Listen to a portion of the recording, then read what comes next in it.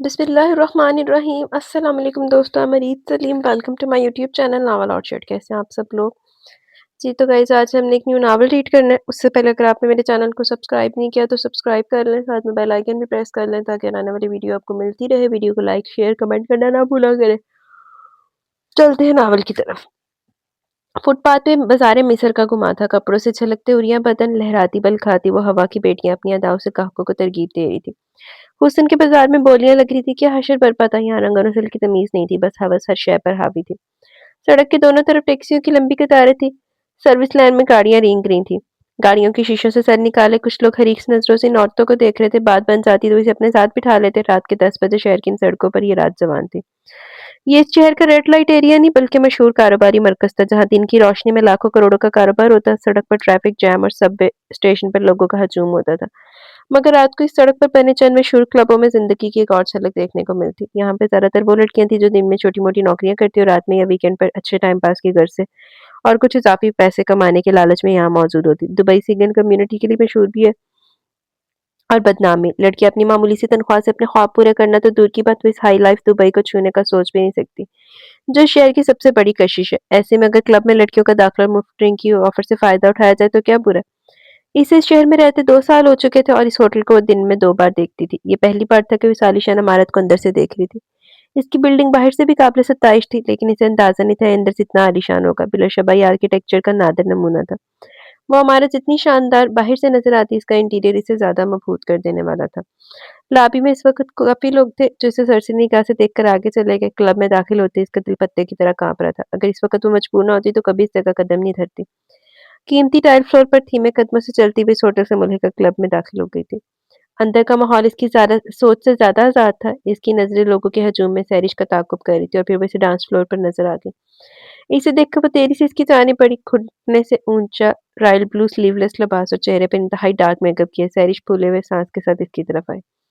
ये क्या हुलिया बना रखा है? अब अगर क्लब आ ही रही होती तो कुछ हालत भी सँभाल लेती। इसे लेकर क्लब से बाहर जाते सैरिश ने तमस्कर से कहा। स्याह टॉप और ब्लैक जीन्स में स्याही स्कार्फ ओढ़े वो इस माहौल में पूरी तरह मिसफिट थी। क्या खराबी है मेरे हुलिये में सैरिश? वो इसके मज़ाक उड़ाने पर कुछ शर्मिंदा होकर बोली।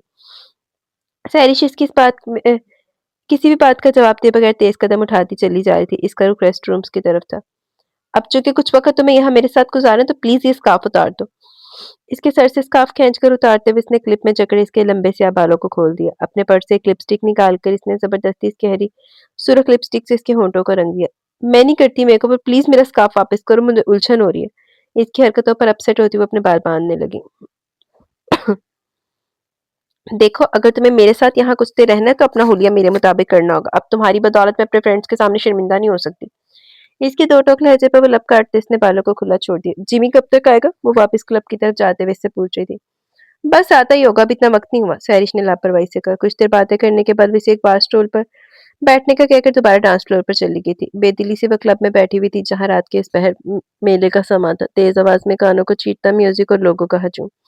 इस समय बहुत घुटन हो रही थी। यहाँ लेडीज की ना सिर्फ एंट्री फ्री थी बल्कि अंदर इन्हें ड्रिंक भी मुफ्त सर्व किया जाता था और मर्दों को काफी महंगी महंगी अदायगी करना पड़ती थी। इसकी वजह खालिस्तान कारोबारी थी। लड़कियों के चक्कर में ज़्यादा से ज़्यादा मर्द वहाँ आते थे। वो सहमी हुई अलग-थलग सी बैठी थी जब वेटर इसके पास ड्रिंक लेकर आई। लेकिन इसने इनकार कर दिया। वो कंधे उचकाकर हैरत से वहाँ से चली गई। वहाँ से लड़की अपने बॉयफ्रेंड के साथ थी। जो सिंगल थी वो अपना पार्टनर तलाश करने में मसरूफ थी। वो खामोशी से इस अनजान माहौल में बैठी थी। इसे ये सब देखकर वहशत हो रही थी। वो वहाँ अनफिट थी। इस शोर-ओ-गुगा से इसके असाब पर दबाव बढ़ता जा रहा था। 12 बजे के बाद म्यूजिक का मूड बदल बदल जाता था। अब नॉन स्टॉप म्यूजिक शुरू हो चुका था।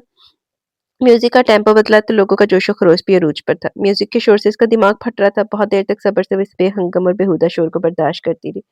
लेकिन जब इसका ज़ब्त खत्म हो गया तो वहाँ से उठकर एक बार फिर सैरिश के पास आई थी। मैं अगर मज़ीद कुछ देर यहाँ बैठी रही तो पागल हो जाऊँगी, इसने चिल्लाते हुए सैरिश से कहा। मैं चेक करती हूँ जिमी अब तक क्यों नहीं आया। तुम ऐसा करो, ऊपर रूम में चलकर बैठो, तब तक मैं जिमी का पता करती हूँ। क्लब से निकलकर सैरिश इसे होटल रूम की तरफ ले आई। एक कमरे के सामने रुककर इसने कार्ड से दरवाज़ा खोला, अंदर दाखिल हो गई। कमरे में अंधेरा था। कार्ड को इसने दीवार पर लगे स्विच में फँसाया तो कमरा रोशन हो गया। तुम यहाँ आराम से बैठो, मैं अभी आती हूँ। सैरिश इसे इस कमरे में बिठाकर वापस जा रही थी। ये किसका कमरा है सैरिश? वो पूछे बगैर नहीं रह पाई। मेरी फ्रेंड का कमरा, आज ही बैंकॉक से आई है, चंद दिन घूमने फिरने। पिछली बार आई थी तो हमारी अच्छी दोस्ती हो गई थी। वो खुद इस वक्त नीचे क्लब में है। तुम बेफिक्र होकर यहाँ बैठो, मैं जिमी का पता करती हूँ। इसे मुतमिन करने के बाद सैरिश अपने फोन पर कोई नंबर मिलाती कमरे से निकल गई। वो खामोशी से सोफे पर बैठ गई। डरते-डरते इसने कचटती निगाह कमरे पर डाली। ये कमरा नहीं, एक स्वीट था, जहाज़ी साइज़, बेशकीमत बेड और मैचिंग काउच। कीमती लैंप से छलकती दूधिया लाइट, वहाँ मिनी बार भी था। अचानक लॉक खुलने की आवाज़ पर इसने गर्दन घुमा के दरवाज़े की तरफ देखा। इसी लम्हे कोई दरवाज़ा खोलकर अंदर दाखिल हुआ। वो बहुत हैंडसम और खुश शक्ल था। इसकी उम्र 30-31 साल के करीब थी। गंधमी रंगत और पुरकशिश से हीन आंखें इसकी शख्सियत को और भी मुतासिरकुन बना रही थी। इसकी शख्सियत इतनी पुरकशिश थी कि इसे देखकर कोई भी इसमें गिरफ्तार हो सकता था, लेकिन वो इसे देखकर बुरी तरह डर गई थी। केड़ी मजबूरी तैनूं बीबी नूं इत्थे लै आई है। होटल लॉबी से पार्किंग हॉल तक आते शायद सदियां बीत गई थी। कदम बोझल थे, वक्त थम गया था, ये राज वो जान नहीं पाया। आज का पूरा दिन खुशगवार गुजरा, इसलिए वो बेहतरीन मूड में था। सुबह 11 बजे वो लाहौर आया था और फिर इसने अपनी जिंदगी की बेहतरीन शॉपिंग की और आज इसने अपने बिजनेस की सबसे बड़ी डील साइन की थी। सर्दियों की पहली बारिश के बाद इसका मूड और भी अच्छा हो गया। वैसे भी कुछ अरसे से मौसमों का तगैयुर इसके दिल पर असरअंदाज होने लगा था। अपने अमरीकी दोस्त को साथ लेकर वो इस मुकामी 5 स्टार होटल में आया और अब वो दोनों डिनर के बाद बहुत ही अच्छे मूड में होटल से बाहर निकले थे कि सामने के मंजर ने इसके तन बदन में आग लगा दी। नहीं, ये नहीं हो सकता, इसने खुद कलामी की। जॉनसन इसकी बात समझा नहीं। इसने चौंक कर अपने साथ खड़े सफेद फार्म को देखा। मुझे लगता है तुम्हारी तबीयत ठीक नहीं, वकार। इसकी उड़ी हुई रंगत देखकर कोई भी समझ सकता था वो इस वक्त अपसेट है। आई थिंक सो, सुबह मिलूंगा। रिचर्ड जॉनसन का कयाम इसी होटल में था, इसलिए इसे लॉबी से रुखसत करके वो पार्किंग की तरफ जा रहा था, जहां इसका ड्राइवर इंतजार कर रहा था। इसकी आंखों के सामने मंजर एक बार फिर उभर आया था। डिनर टाइम की वजह से होटल में मामूल का रश था। वो ऊपर वाली मंजिल में अपने रेस्टोरेंट से निकला था और इसलिए शायद वो इसे पहले नहीं देख पाया, या फिर वो भी कुछ देर पहले यहाँ वहाँ आई थी। इसकी तैयारी हमेशा मुतासिरकुन होती थी, लेकिन वो आज गैर मामूली हसीन लग रही थी। यूं तो इस पर हर रंग जचता था, लेकिन इस सफेद लिबास में वो कोई देवमालाई दास्तान का हिस्सा लग रही थी। इसकी आंखों में दमकते जुगनू देखकर इसे अपना दिल हाथों से फिसलता महसूस मालूम हुआ। वो जब भी इससे मिलता, इसके चेहरे से नजरें नहीं हटा पाता था और शायद आज भी इसके सामने बैठा आजम मसूद इससे आंखें नहीं हटा पा रहा था। इसका नाजुक हाथ थामे वो इसे एक अंगूठी पहना रहा था और वो जानता था इसमें जड़े पत्थर हीरे हैं। ऐसे एक हीरो जड़ी अंगूठी वकार ने भी इसके लिए खरीदी थी। बेख्तियार इसका हाथ अपनी स्याह डिनर सूट की दाएं जेब में गया, जिसमें इस वक्त भी मखमल की डिब्बियां रखी थी। हुन है केड़ी बीबी दी अंगूठी पा रही है। तुम्हें खुशी की खबर सुनानी थी बेटा। साबरा बहुत खुश नजर आ रही थी। जल्दी बताएं अम्मी, मुझसे इंतजार नहीं हो रहा। आयमा का नाम एमबीए की मेरिट लिस्ट में आ गया। सच अम्मी? वो बेख्तियार चीखी तो इसकी रूममेट ने इसे गौर से देखा। इसने माजरत को आना नजरों से देखती वो कमरे से बाहर निकली। अगले हफ्ते दाखिला फीस जमा करवानी है, तुम तो जानती हो ना रोशनी, तुम्हारी बहन को अपनी यूनिवर्सिटी में दाखिले की कितनी ख्वाहिश थी। अपना नाम मेरिट लिस्ट में देखकर तो इसके पाँव ज़मीन पर नहीं टिक रहे। हाँ अम्मी, इसने मेहनत भी तो बहुत की थी और फिर इसे पढ़ाई का शौक भी है। आप बस जल्दी से इसका दाखिला यूनिवर्सिटी में करवा दें। वो आयमा की कामयाबी पर बहुत खुश थी। इसके अब्बू की कितनी ख्वाहिश थी कि इनकी दोनों बेटियां आला तालीम हासिल करें, लेकिन इनकी तवील बीमारी और फिर वफात के बाद घर का सारा बोझ कम उम्री में इसके कंधों पर आ गया। साबरा खुद महज 8वीं पास थी और जिंदगी में बुरा वक्त आने पर अपनी बेटियों के लिए कुछ नहीं कर पाई। वो खुद को बहुत बेबस महसूस करती थी। इनके खामद एक मामूली तनख्वाह दार मुलाजिम थे। इनकी वफात के बाद रोशनी एफए कर रही थी। वफात के वक्त रोशनी एफए कर रही थी। वो पढ़ाई में बहुत अच्छी नहीं थी, लेकिन आगे बढ़ने की ख्वाहिश रखती थी। घर के हालात की वजह से वो बीए में दाखिला नहीं ले सकी, क्योंकि इसे अपनी छोटी बहन और बेवा माँ की जिम्मेदारी संभालनी थी। इसके वालिद एक पुराने दोस्त की वजह से इसे एक प्राइवेट कंपनी में टेलीफोन ऑपरेटर की मुलाजमत मिल गई। अगर अनवार अंकल का हवाला नहीं होता तो इसे नौकरी कभी नहीं मिल पाती, क्योंकि इस मामूली सी जॉब के लिए भी इससे ज्यादा तलीमी काबिलियत रखने वाले उम्मीदवारों की लंबी लाइन थी। 2 साल बाद इसकी तनख्वाह 8 से 10 हजार होगी, जो इनकी जिंदगी में कोई बड़ा बदलाव नहीं लाई। मगर वो मुतमिन थी, क्योंकि इसके घर वाले इज्जत की जिंदगी गुजार रहे थे। उन्हें अपने नाम नहाद रिश्तेदारों के सामने हाथ नहीं फैलाना पड़ता था। रूखी सूखी खाकर और मोटा चोटा पहनकर भी वो अपने रब का शुक्र अदा करती थी। हाँ, मैं इंटर कर चुकी थी जब रोशनी को किसी ने दुबई में कॉन्ट्रैक्ट पर होने वाली भर्तियों का बताया। इस कंपनी को एक बहुत बड़े ग्रुप के दुबई में वाक़या सुपर स्टोर्स के लिए सेल्स गर्ल और सेल्स बॉय चाहिए थे। इसी तर्ज के स्टोर इस कंपनी ने पाकिस्तान में भी बनाए थे। रोशनी को इस मुलाजमत में दिलचस्पी महसूस हुई थी। पिछले 2 साल में इसकी शख्सियत में कोई बहुत एतमाद आ चुका था। महीने के 10,000 रुपए कोई इतनी बड़ी रकम नहीं थी जिस पर 3 लोग अपनी तमाम उम्र की प्लानिंग कर लेते, और फिर वो नहीं चाहती थी कि आयमा इसकी तरह अपनी पढ़ाई मुकम्मल नहीं कर पाती। इसने इस मुलाजमत से मुतल्लिक तमाम ज़रूरी मालूमात हासिल कर ली। माहाना तनख्वाह के साथ रहाइश और ट्रांसपोर्ट भी शामिल थी और ये एक पुरकशिश पैकेज था। ये इसकी खुशकिस्मती थी कि इसे मुलाजमत मिल गई। 2 साल के कॉन्ट्रैक्ट पर 2,000 दिरहम माहाना तनख्वाह इसकी जिंदगी के कितने मसाइल हल कर सकती थी। वीजा, मेडिकल और ट्रेनिंग के साथ अगर वो चाहती तो ये 2 साल का कॉन्ट्रैक्ट रिन्यू हो सकता था। साबरा ने इसे मना किया, वो इसे परदेश नहीं भेजना चाहती थी, लेकिन इसने इन्हें समझाया कि दुबई कुछ मामलात में लाहौर से ज्यादा महफूज शहर है। तुम वहाँ अकेली कैसे रहोगी? मैं अकेली थोड़ी रहूंगी अम्मी, मेरे साथ और भी बहुत सी लड़कियां होंगी। लेकिन रोशनी, आपको मुझ पर एतबार करना होगा अम्मी। और बात लेना ख्वास्ता साबरा ने इसे दुबई जाने की इजाजत दे दी थी। वो दुबई आके 2 साल से वो इनके लिए मशक्कत कर रही थी। आयमा कैनेड कॉलेज से बीए कर चुकी थी, अब एमबीए करने लगी थी। बिलाशबा एक सही स्टूडेंट थी। इसके हाथ से लगा नन्हा-सा पौधा एक मजबूत दरख्त बनने वाला था। कुछ अरसे में फल देने लगा था। लगेगा बस 2 साल और, फिर आयमा का एमबीए हो जाएगा तो पाकिस्तान वापस चली जाएगी। आयमा को तो पाकिस्तान में बहुत अच्छी नौकरी मिल सकती थी और इन 2 सालों में इसकी अम्मी ने भी खूब बचत कर ली होगी। वो तो 10,000 में भी घर बहुत अच्छे तरीके से चलाया करती थी। इस वक़्त वो 3 लोग थे और अब तो वो हर महीने 40,000 भेजती थी। साबरा से बातें करते वो आने वाले अच्छे वक़्त के ख्वाब देखने लगी। रोशनी, आयमा के दाखिले के लिए 50,000 रुपए भेज दो बेटा। साबरा की आवाज़ सुनकर वो अपने ख्वाब से बाहर आई। ये क्या कह रही हैं अम्मी आप? इसे लगा इसने कुछ गलत सुना है। क्या हो गया रोशनी? अभी बताया तो है तुम्हें, आयमा की दाखिला फीस अगले हफ्ते जमा करवानी है, फिर अगली फीस वो कह रही थी 6 माह बाद जाएगी। साबरा ने तफसीलन बताया। अम्मी मेरे पास इतने पैसे नहीं, मैं तो अपनी तनख्वाह का बड़ा हिस्सा आपको भेज देती हूँ। मेरे पास जितने पैसे होते हैं इनमें पूरा महीना किस मुसीबत से गुजरता है ये मैं जानती हूँ। तुम्हारा वहाँ खर्चा कितना होता है रोशनी? रहाइश ट्रांसपोर्ट सब तो मुफ्त में मिलता है तुम्हें। साबरा ने मुंह बनाया। दुबई बहुत महंगा शहर है अम्मी, पानी भी पैसों से खरीद के पीना पड़ता है। वो धीमी आवाज में बोली, लेकिन इसने ने इस रहाइश का नहीं बताया जो 8 बाय 10 फुट का एक कमरा था और जिसे वो 5 लड़कियों के साथ शेयर करती थी। तुम्हें क्या लगता है रोशनी, हम तुम्हारे भेजे हुए पैसों से ऐश करें? इस महंगाई के दौर में 40,000 की औकात ही क्या? घर का किराया, आयमा के मेरे अखराजात के बगैर कोई मेहमान आ जाए तो 1,500 तो ऐसे ही निकल जाता है।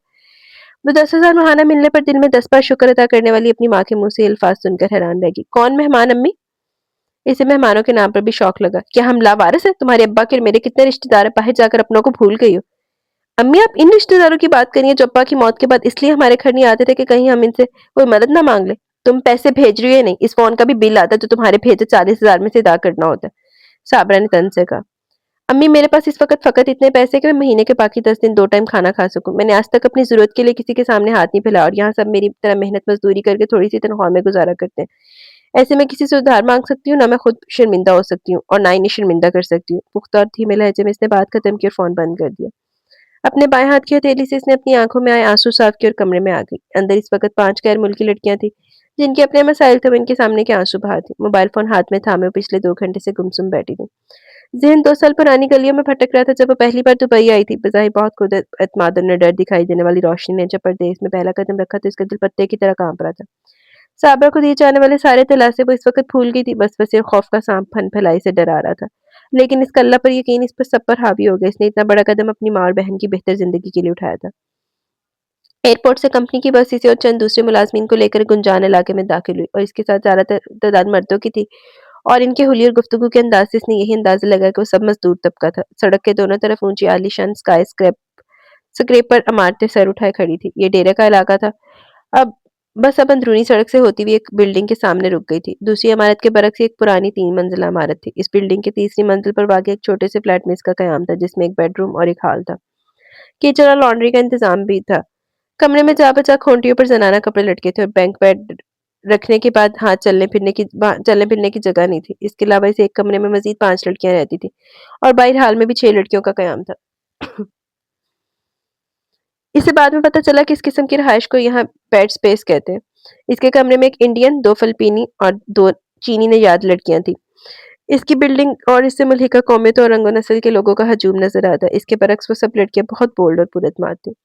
वो सब यहाँ इससे पहले से रह रही थी और इनके पास अपने मुल्कों से ज़्यादा दुबई की मालूमात थी। शुरू-शुरू में इसे इनके साथ एडजस्ट करने में कुछ परेशानी हुई और इनके रवैयों से उलझन महसूस करती थी।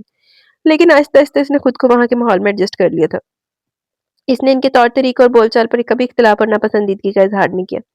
और यही वह तरीका था जो किसी भी मल्टीकल्चर सोसाइटी में सेटल होने की पहली और आखिरी कुंजी है। वो काम में बेतहाशा मसरूफ हो गई। हफ्ते में 1 छुट्टी मिलती और वो दिन में इसका लॉन्ड्री और अगले हफ्ते की तैयारी में गुजर जाता। इसी दिन वो थोड़ा बहुत खाना भी बना लेती। इसकी रूममेट्स ज़्यादातर टीन फूड पर इन्हसार करती थी, जो अक्सर सी फूड होता और इसे इसके खाने से घिन आती थी। इंडियन लड़कियाँ केरला की थी और इन्होंने मेस लगवाया हुआ था। यहाँ आकर इसने सबसे पहले अपने लिए एक मोबाइल फ़ोन खरीदा। ये अय्याशी नहीं ज़रूरत थी और इसकी ये ज़रूरत सिर्फ 200 दिरहम में पूरी हो गई थी। अगले चंद माह इसने घर आधी तनख्वाह भिजवानी थी, क्योंकि आधे पैसों से इसको वो रकम वापस करनी थी जो कॉन्ट्रैक्ट हासिल करने के लिए इसने अपनी सहेली के वालिद से कर्ज ली थी। यहाँ इसे सुपरमार्केट के अमले की तरह स्याह पैंट और सफ़ेद शर्ट पहननी थी।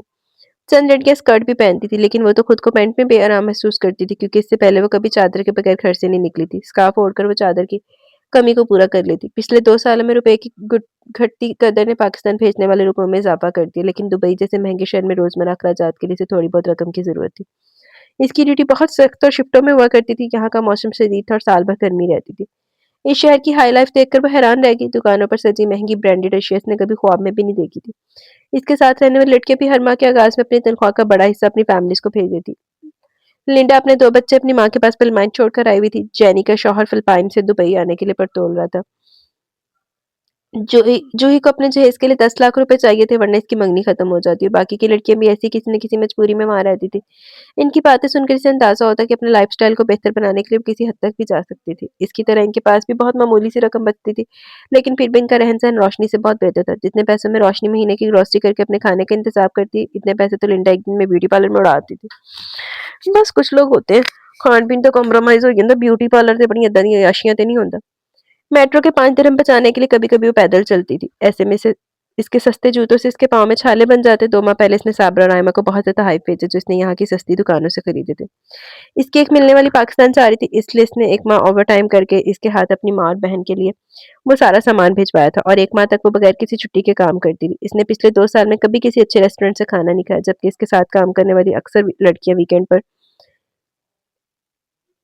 खूब एन्जॉय करती थी। इनमें सिर्फ फिलिपाइनी और चाइनीज़ नहीं, पाकिस्तानी और इंडियन भी शामिल थी। शुरू-शुरू में इसे हैरत होती, लेकिन जल्दी वो इसकी वजह भी जान गई। कई बार इसने लिंडा और जैनी को मुख्तलिफ लड़कों के साथ देखा। वीकेंड पर अगर इनकी ड्यूटी नहीं होती तो पूरी रात कमरे में वापस नहीं आती। इस दिन वो सुबह 6 बजे अपनी ड्यूटी खत्म करके वापस आ रही थी, जब इसने लिंडा को लड़खड़ाते कदमों के साथ बिल्डिंग की सीढ़ियाँ चढ़ते देखा। इस वक़्त इसका लिबास देखकर इसका सर शर्म से झुक गया। यहाँ आकर इसने दुनिया का जो रूप देखा और जिस मिसाइल का वो शिकार है, इस सब का ज़िक्र इसने साबरा से नहीं किया। वो इन्हें तकलीफ देना नहीं चाहती थी। इसने तो इन्हें ये भी नहीं बताया कि इसे खटमलों के काटने से एक बार कितनी बुरी एलर्जी हो गई थी और बुखार में भी वो कभी छुट्टी नहीं कर सकी थी। इसके लिए ये इतने बड़े मसाइल नहीं थे। इसने बहुत कम उम्र से मेहनत करना शुरू की थी और जल्दी स्टफ रूटीन की आदी हो गई। फ़ोन की बेल बहुत देर से बज रही थी। इसने स्क्रीन पर नज़र दौड़ाई तो पाकिस्तान का नंबर देखकर जल्दी से फ़ोन रिसीव किया। शायद अम्मी को अपनी ज़्यादती का एहसास हो गया, इसलिए वो उसे दोबारा कॉल कर रही थी। हल हथेली से आंसू आँखों की नमी साफ करते हुए इसने सोचा और कॉल रिसीव की।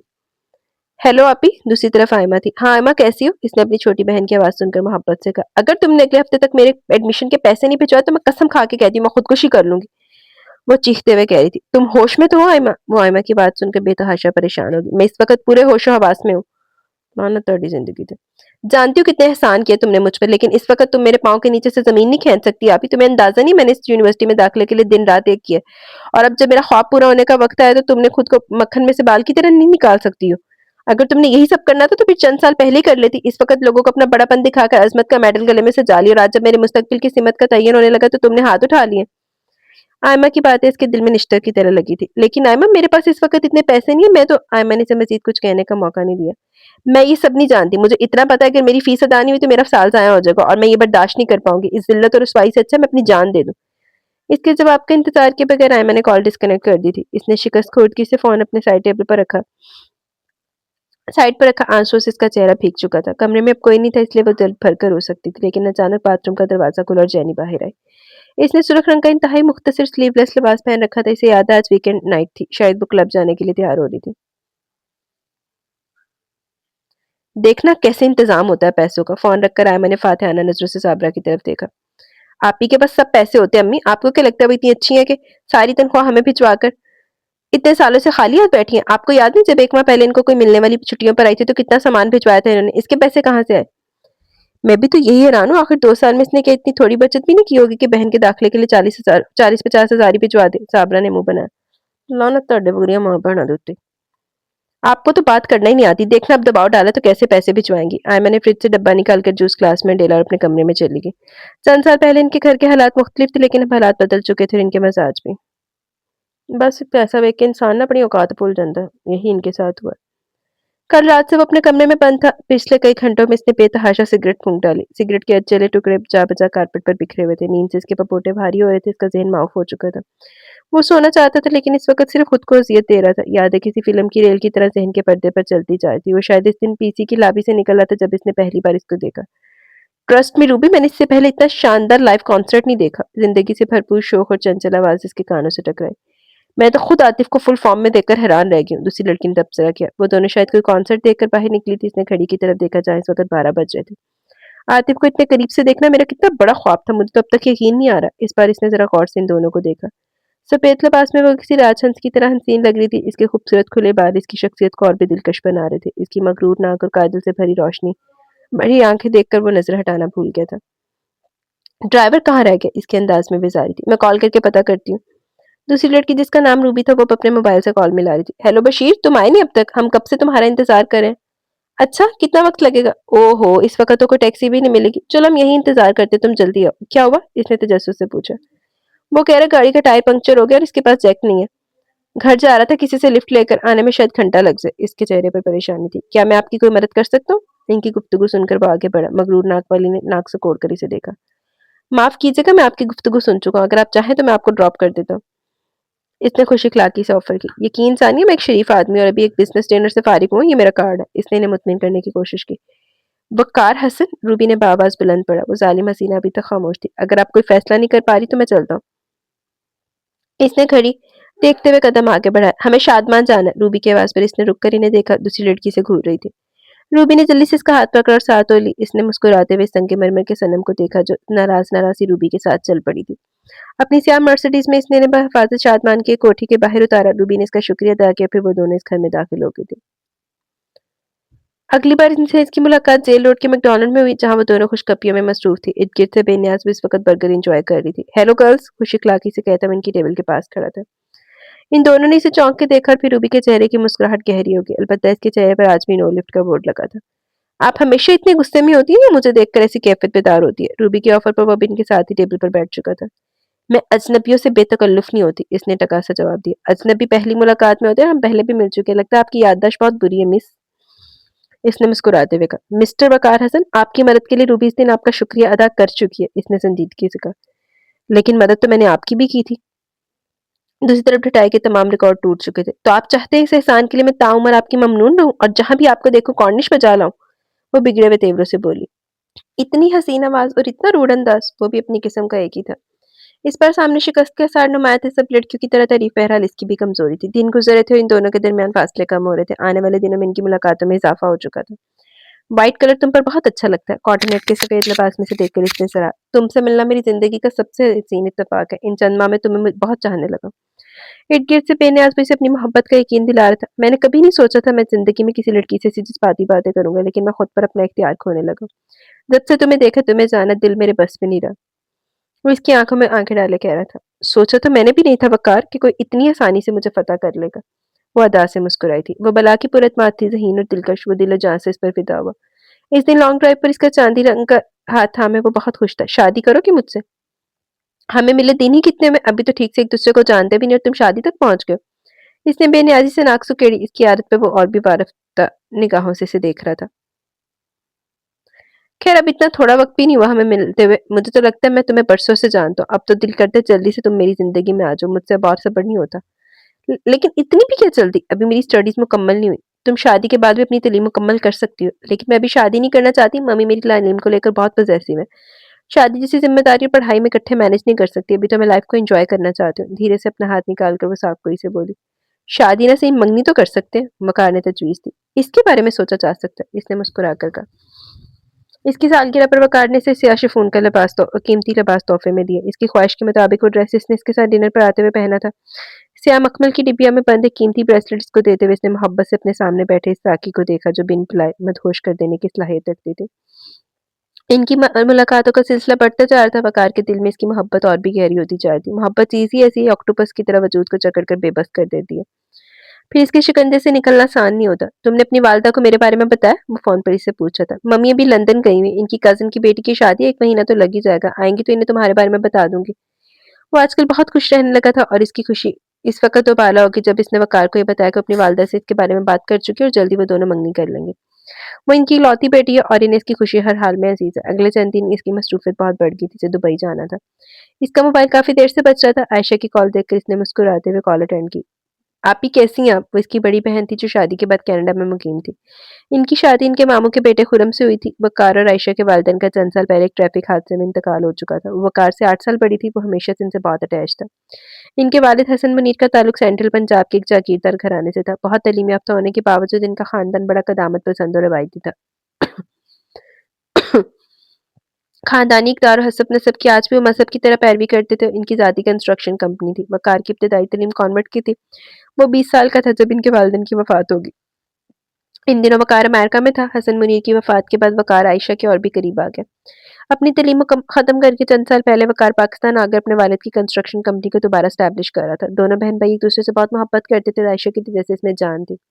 साल में एक बार वो कार से मिलने जरूर आती थी। मैंने किंजा से तुम्हारा रिश्ता तय कर दिया। रस्मी सलाम दुआ के बाद वो इसे जुबैर मामू की बेटी से इसका रिश्ता तय होने के मुताल्लिक बता रही थी।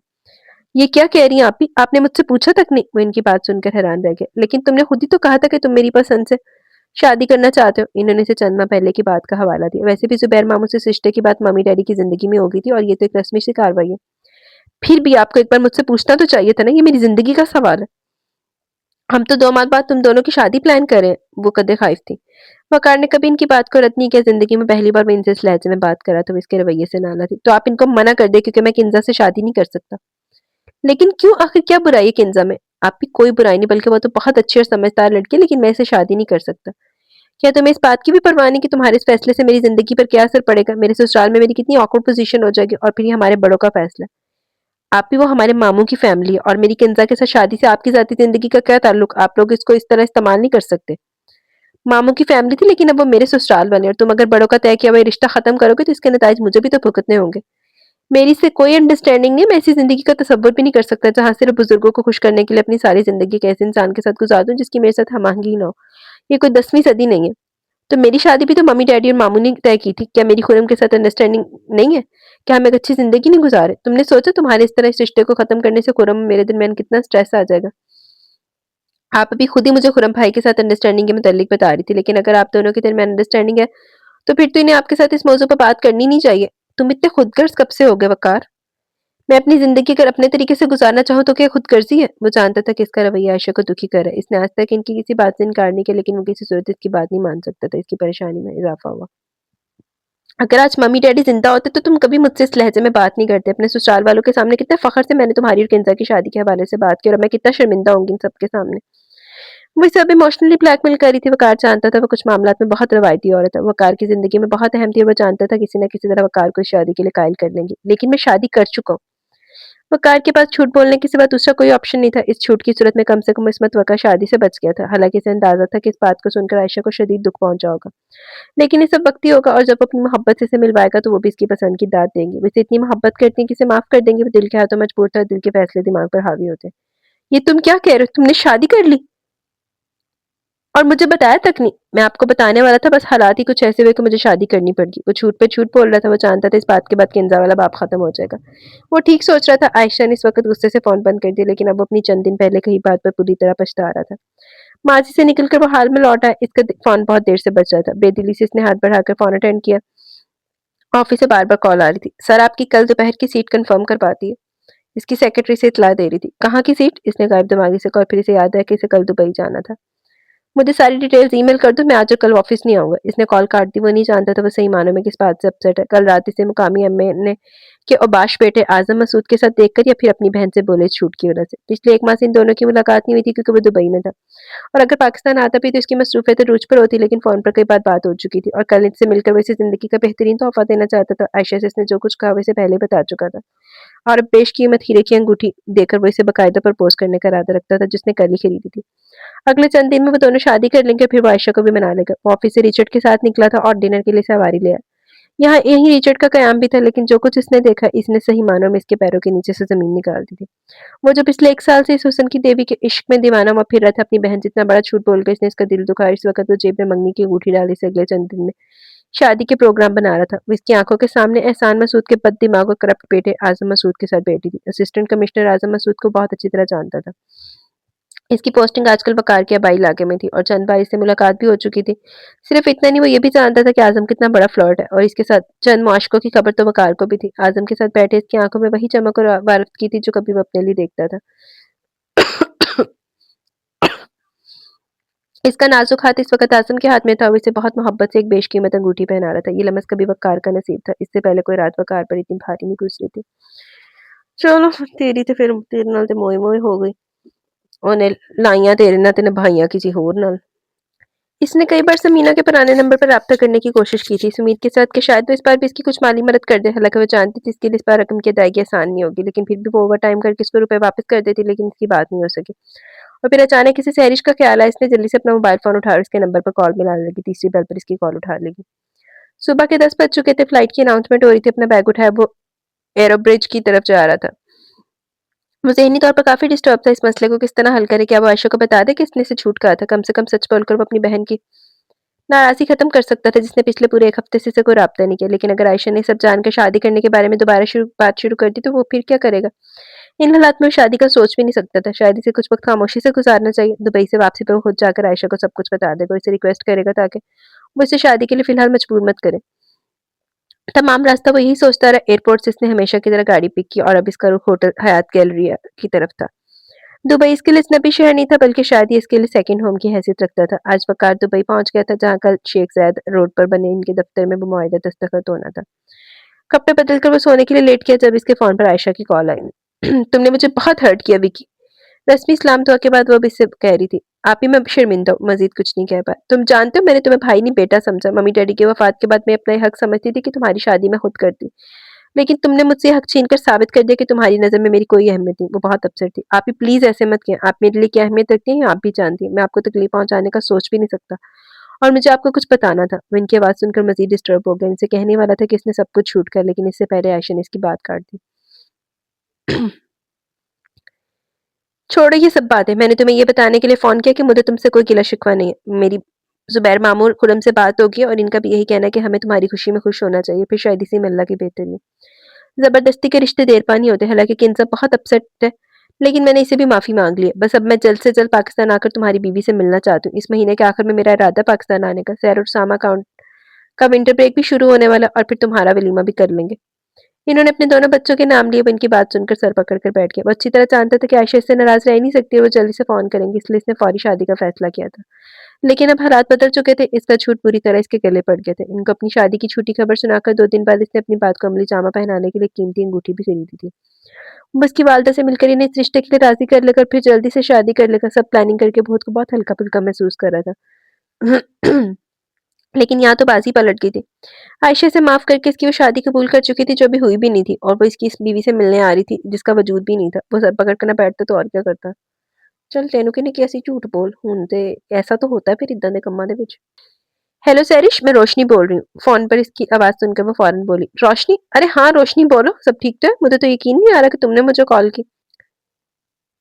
सैरिश की आवाज़ में हैरत और बेयकीनी का मिला-जुला तासुर था। सैरिश रोशनी के साथ इसी सुपरमार्केट में काम करती थी, इसका ताल्लुक भी पाकिस्तान से था, वो रोशनी से सीनियर थी। रोशनी की इसके साथ मामूल की बातचीत तो थी, लेकिन दोस्ती हरगिज़ नहीं थी और इसकी बुनियादी वजह इसका वही लाइफ़स्टाइल था जो जैनी और लिंडा का था। रोशनी को वो इन दोनों से ज़्यादा बुरी लगती थी और इसका बरबला इज़हार वो कई बार बातों-बातों में कर चुकी थी। जैनी लिंडा को ना मज़हब रोकता था, ना तहज़ीब, लेकिन सैरिश से ज़रूर से मुस्तशना नहीं थी। वो चाहकर भी सैरिश से अपनी नापसंदीदगी छुपा नहीं पाई थी और इस दिन के बाद तो इसकी फीलिंग्स खुलकर इसके सामने आ गई, जब रोशनी ने सैरिश के डिनर की ऑफ़र को ये कहकर ठुकरा दिया कि वो हराम पैसे से खरीदा हुआ खाना नहीं खा सकती। सैरिश, मैं इस वक़्त बहुत परेशानी में हूँ और मुझे तुम्हारी मदद की ज़रूरत है। धीमी आवाज़ में इसने कहा, ये तो मेरी खुशनसीबी है जो रोशनी ने मुझे इस काबिल समझा कि मैं इसकी कोई मदद कर सकूँ। इसने इसके लहज़े की काट को नज़रअंदाज करके रोशनी ने अपना मुद्दा बयान किया। सैरिश, मुझे 50,000 रुपए की अशद ज़रूरत है और सिर्फ़ तुम ही हो जो इस वक़्त मेरी मदद कर सकती हो। इसकी बेबसी पर कहका लगाते सैरिश ने इसकी शर्मिंदगी में मज़ीद इज़ाफ़ा किया। डियर रोशनी, तुम मुझे अपना दोस्त समझो या ना समझो, लेकिन मैंने हमेशा तुम्हें अपना दोस्त ही समझा और मुझे बहुत खुशी होगी कि तुम्हारी मदद करके। कम से कम तुमने मेरे हराम के पैसे को ना इस्तेमाल करने की अपनी कसम को तो तोड़ा। वो जताते हुए बोली, सैरिश, ये मेरी बहन की ज़िंदगी का सवाल है। इसके दाखिले के लिए मुझे इसे 50,000 भिजवाने हैं। अगर मैंने जल्द से जल्द इस रकम का बंदोबस्त नहीं किया तो वो खुदकुशी कर लेगी। मैं वादा करती हूँ जल्दी से जल्द तुम्हारे पैसे वापस कर दूँगी। इसने इल्तिजाया कहा। वापसी की कौन बात कर रहा है स्वीटी, लेकिन मसला ये है कि इस वक़्त मेरे पास तुम्हें देने के लिए इतने पैसे नहीं है। तुम ऐसा क्यों नहीं करती, आज रात को क्लब आ जाओ, जिमी की तरफ मेरा कुछ हिसाब निकलता है, इससे पैसे लेकर मैं तुम्हें दे दूँगी और कल सुबह तुम अपनी बहन को पैसे ट्रांसफ़र कर देना। इसने कुछ सोचते हुए कहा। लेकिन इसके लिए मुझे क्लब आने की क्या ज़रूरत है? मैं तुमसे कल पैसे ले लूँगी। रोशनी ने कदरे तामुल से कहा, मैं तो आज मिडनाइट के बाद फ्रेंड्स के साथ फजेरा चली जाऊंगी। मेरा ये पूरा वीक ऑफ है, तो मैंने सोचा कि कुछ दिन आराम करो। अगर तुम क्लब नहीं आना चाहती तो फिर पैसे अगले हफ्ते ले लेना, हम लोग तो क्लब से ही आगे चले जाएंगे। इसने लापरवाही से कहा, नहीं नहीं, मैं क्लब आ जाऊंगी। वो रात 10 बजे के करीब वहां पहुंची तो और अब इस कमरे में बैठी थी जहां सैरिश से बिठा कर गई थी। कौन है आप और इस वक्त यहाँ क्या करें? इसे देखते साथ वो अपनी जगह से उठी। रोशनी की बात पर किसी किस्म का रद्द-ए-अमल ज़ाहिर किए बगैर अपना बहुत इत्मीनान के साथ कमरे का दरवाज़ा बंद करते इसके सामने बेड पर जाकर बैठ गया। बैठ जाओ। शाइस्ता और धीमे लहजे में कहता हुआ मुसलसल इसकी तरफ देख रहा था। खौफ से कांपते वो वापस इसी सोफे पर बैठ गई। सेंट्रल एसी कमरे में भी इसे पसीना आ रहा था। आप कौन है और यहाँ क्या करें? रोशनी ने खुद पर काबू पाते इससे पूछा। मेरा नाम वक़ार हसन है और मैं एक आर्किटेक्ट हूँ। क्या इतना तारुफ़ काफ़ी है? इस लहज़े में कुछ था जो रोशनी समझ नहीं पाई। वैसे ये कमरा मैंने बुक किया था, वो मज़ीद बोला। लेकिन सहरिश तो कह रही थी ये कमरा इसकी दोस्त का है। अपने खुश्क होंठों पर ज़ुबान फेरते इसने हिम्मत करके कहा, इस लड़की ने मुझसे 1000 दिरहम कमीशन लिया तुम्हें यहाँ पहुँचाने के लिए। क्या ये बात तुम नहीं जानती? इसकी बात वो हैरान होकर उसे बता रहा था। कौन लड़की? सहरिश? वो ऐसे कैसे कर सकती है मेरे साथ? इसे शौक लगा। इसने मुझे कहा था कि वो रात गुज़ारने के लिए मुझे एक लड़की फ़राहम कर सकती है और बदले में इसे कम से कम 1000 कमीशन चाहिए। वो इसे तफ़सीलात बता रहा था। आप गलत समझ रहे हैं। रोशनी हज़ियानी कैफ़ियत में चिल्लाई। मैं ऐसी लड़की नहीं हूँ। देखो अगर तुम्हें कुछ ज़्यादा रकम चाहिए तो मैं तुम्हें ज़्यादा भी देने को तैयार हूँ। वो शाइस्ता और महज़्ज़ब लहज़े में बोला। वो लड़की कह रही थी तुम्हें पैसों की ज़रूरत है, क्या मैं जान सकता हूँ तुम्हें ऐसी क्या मजबूरी है? इसके नरम लहजे में पूछे के सवाल पर बहुत देर के रुके आंसू बह निकले। वो इसके सामने बैठी फूट-फूट कर रो रही थी। वकारी से काफ़ी देर तक अपने सामने रोते देखता रहा। फिर बेडरूम फ्रिज से पानी की बोतल निकाल के इसे पानी दिया जो एक ही घूंट में पी गई थी। प्यास से इसके हलक में कांटे चुभ रहे थे। बेदर्दी से लबों को काटते हुए इसने कहना शुरू किया। मुझे इस वक़्त 50,000 रुपए की अशद ज़रूरत है। अपनी बहन के दाखिले के लिए मुझे पाकिस्तान पैसे भिजवाने हैं। अगर मैंने ऐसा नहीं किया तो मेरी बहन अपनी जान दे देगी। और फिर मुख्तसर लफ्ज़ों में इसने वक़ार को अपनी कहानी सुना दी। सारी बात सुनने के बाद इसने गहरी साँस ली। तुम्हें नहीं लगता तुम्हारे घरवाले तुम्हारे साथ ज़्यादती करें? पिछले कई सालों से एक लड़की होकर तुम मैंने सपोर्ट करी, उनकी ज़रूरतों के लिए दिन-रात खुद को हलकान करी और वो तुम्हें एक्सप्लॉइट कर रहे हैं। तुम्हारी वालिदा का फ़र्ज़ बनता है कि वो तुम्हारी मजबूरी को समझती, तुम्हारी बहन को समझाती। उल्टा वो इसकी बेवकूफ़ी का साथ दे रही हैं। वक़ार इसकी बात सुनकर गैर-जानबदार तबसरा कर रहा था।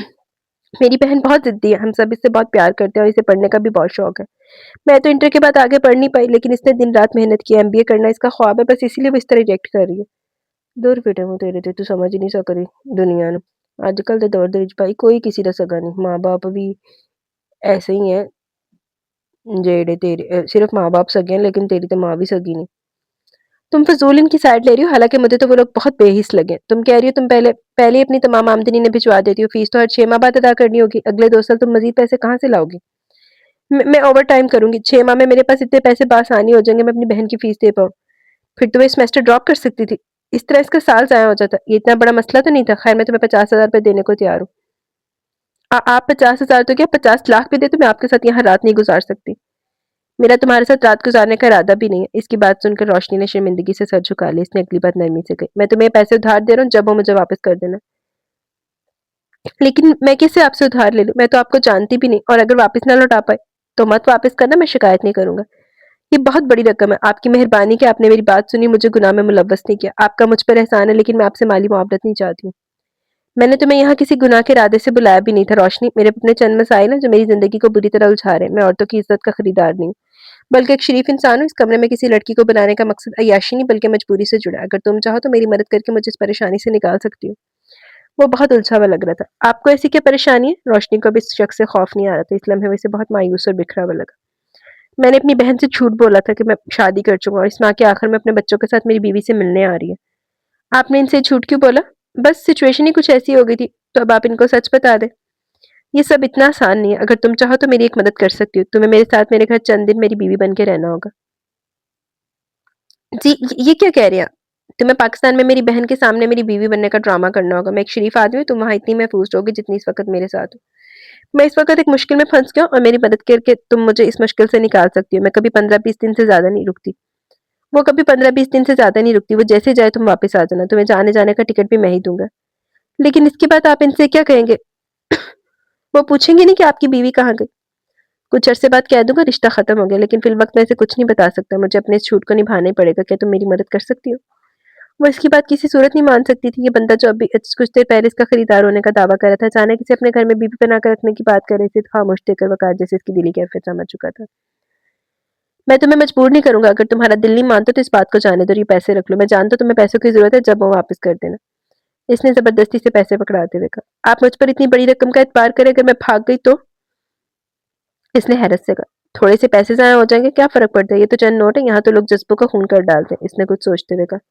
तुम इस बारे में मत सोचो, मैं बंदा देख के बात करता हूँ। फिर यहाँ मेरे बहुत से लोग हैं, तुम भाग गई तो मेरे लिए तुम्हें लोकेट करना इतना बड़ा मसला नहीं है। बहुत पुरसुकून अंदाज में मुस्कुराते हुए से बता रहा था। मेरी 1 माह की छुट्टी बाकी है, अम्मी ने मना कर दिया था कि ख़ौम का खर्चा हो जाएगा, इसलिए पाकिस्तान नहीं जा सकी। मैं अगर अप्लाई करूँ तो 1 हफ़्ते तक मुझे छुट्टी मिल जाएगी। इसकी ज़ुबान से बेख्तियार निकला। ये शख्स इसका मोहसिन था, इसे ना चाहते हुए भी इसकी मदद कर रहा था और फिर वो कह रहा था कि वो सब अपनी बहन की वजह से कर रहे थे, वक़ार की मदद करनी चाहिए। इसने एकदम फैसला किया। ठीक है, फिर मैं तुम्हारे ट्रैवल की डेट कुछ दिन में कंफर्म कर दूंगा। मेरा आदमी यहाँ तुम्हारे सफर का इंतजाम कर देगा। रोशनी की बात सुनकर इसे हैरत हुई, लेकिन खुद पर काबू पाकर उसने धीमी आवाज में कहा, बस यहाँ से अंदाजा लगा लो जिन्हें बेटी दे मिलन दा कोई नहीं है, बस पैसे नजर आते बेटी दे, पैसे भिजवाई जाए। आप ना आवे, आप खसमान खाए जिथे मर्जी धक्के खाए। चलो मैं तुम्हें घर छोड़ो। वो बेड से उठकर दरवाजे की तरफ जा रहा था। नहीं, मैं खुद चली जाऊंगी, रोशनी ने हिचकिचाते हुए कहा। रात काफी हो चुकी है, मैं छोड़ आता हूँ, पुख्ता लहजे में कहता हुआ बगौर इसकी तरफ देख रहा था। वो मजीद कुछ नहीं कह पाई। सुनो, वहां सामने वॉशरूम से मुंह धो, इशारे से कहता हुआ खुद कमरे से बाहर जा रहा था। वो सारी रात वॉशरूम में चलेगी। कई घंटों बाद इसने अपना चेहरा शीशे में देखा। खूबसूरत तो वो खैर कभी नहीं थी, लेकिन इस वक्त जो लग रही थी वो खुद ही अपना आप देखकर डर गई। मेकअप के नाम पर वो सिर्फ काजल लगाती जो रोने के बायस बहकर चेहरे पर अजीबोगरीब नक्शो निगार बना रहा था। रही से कसर सैरिश की लगाई शौक सूरख लिपस्टिक ने पूरी कर दी। खूब रगड़ रगड़ कर मुंह धोने के बाद इसने एक बार फिर अपने चेहरे को शीशे में देखा। इस बार इसे तसल्ली भी अपने खुले हुए बालों को, लंबे बालों को समेटती हुए कमरे से बाहर निकल आई थी। आजकल किसी से एतबार करने का जमाना रहा। वकार ने रोशनी को इसकी बिल्डिंग के बाहर ड्रॉप किया। इसका कांटेक्ट नंबर और पता वो अपने पास महफूज कर चुका था। अपने कमरे में जाकर रोशनी ने सबसे पहले वजू किया और दोनों पर शुक्राने के अदा किए। अल्लाह ने इसे कितनी बड़ी परेशानी से बचा लिया। इसे मौजों पर यकीन आ गया। ये मौजा ही तो था जो कार की सूरत एक फरिश्ता भेजकर अल्लाह ने इसकी इज्जत की हिफाजत की। वो कोई शैतान भी हो सकता था।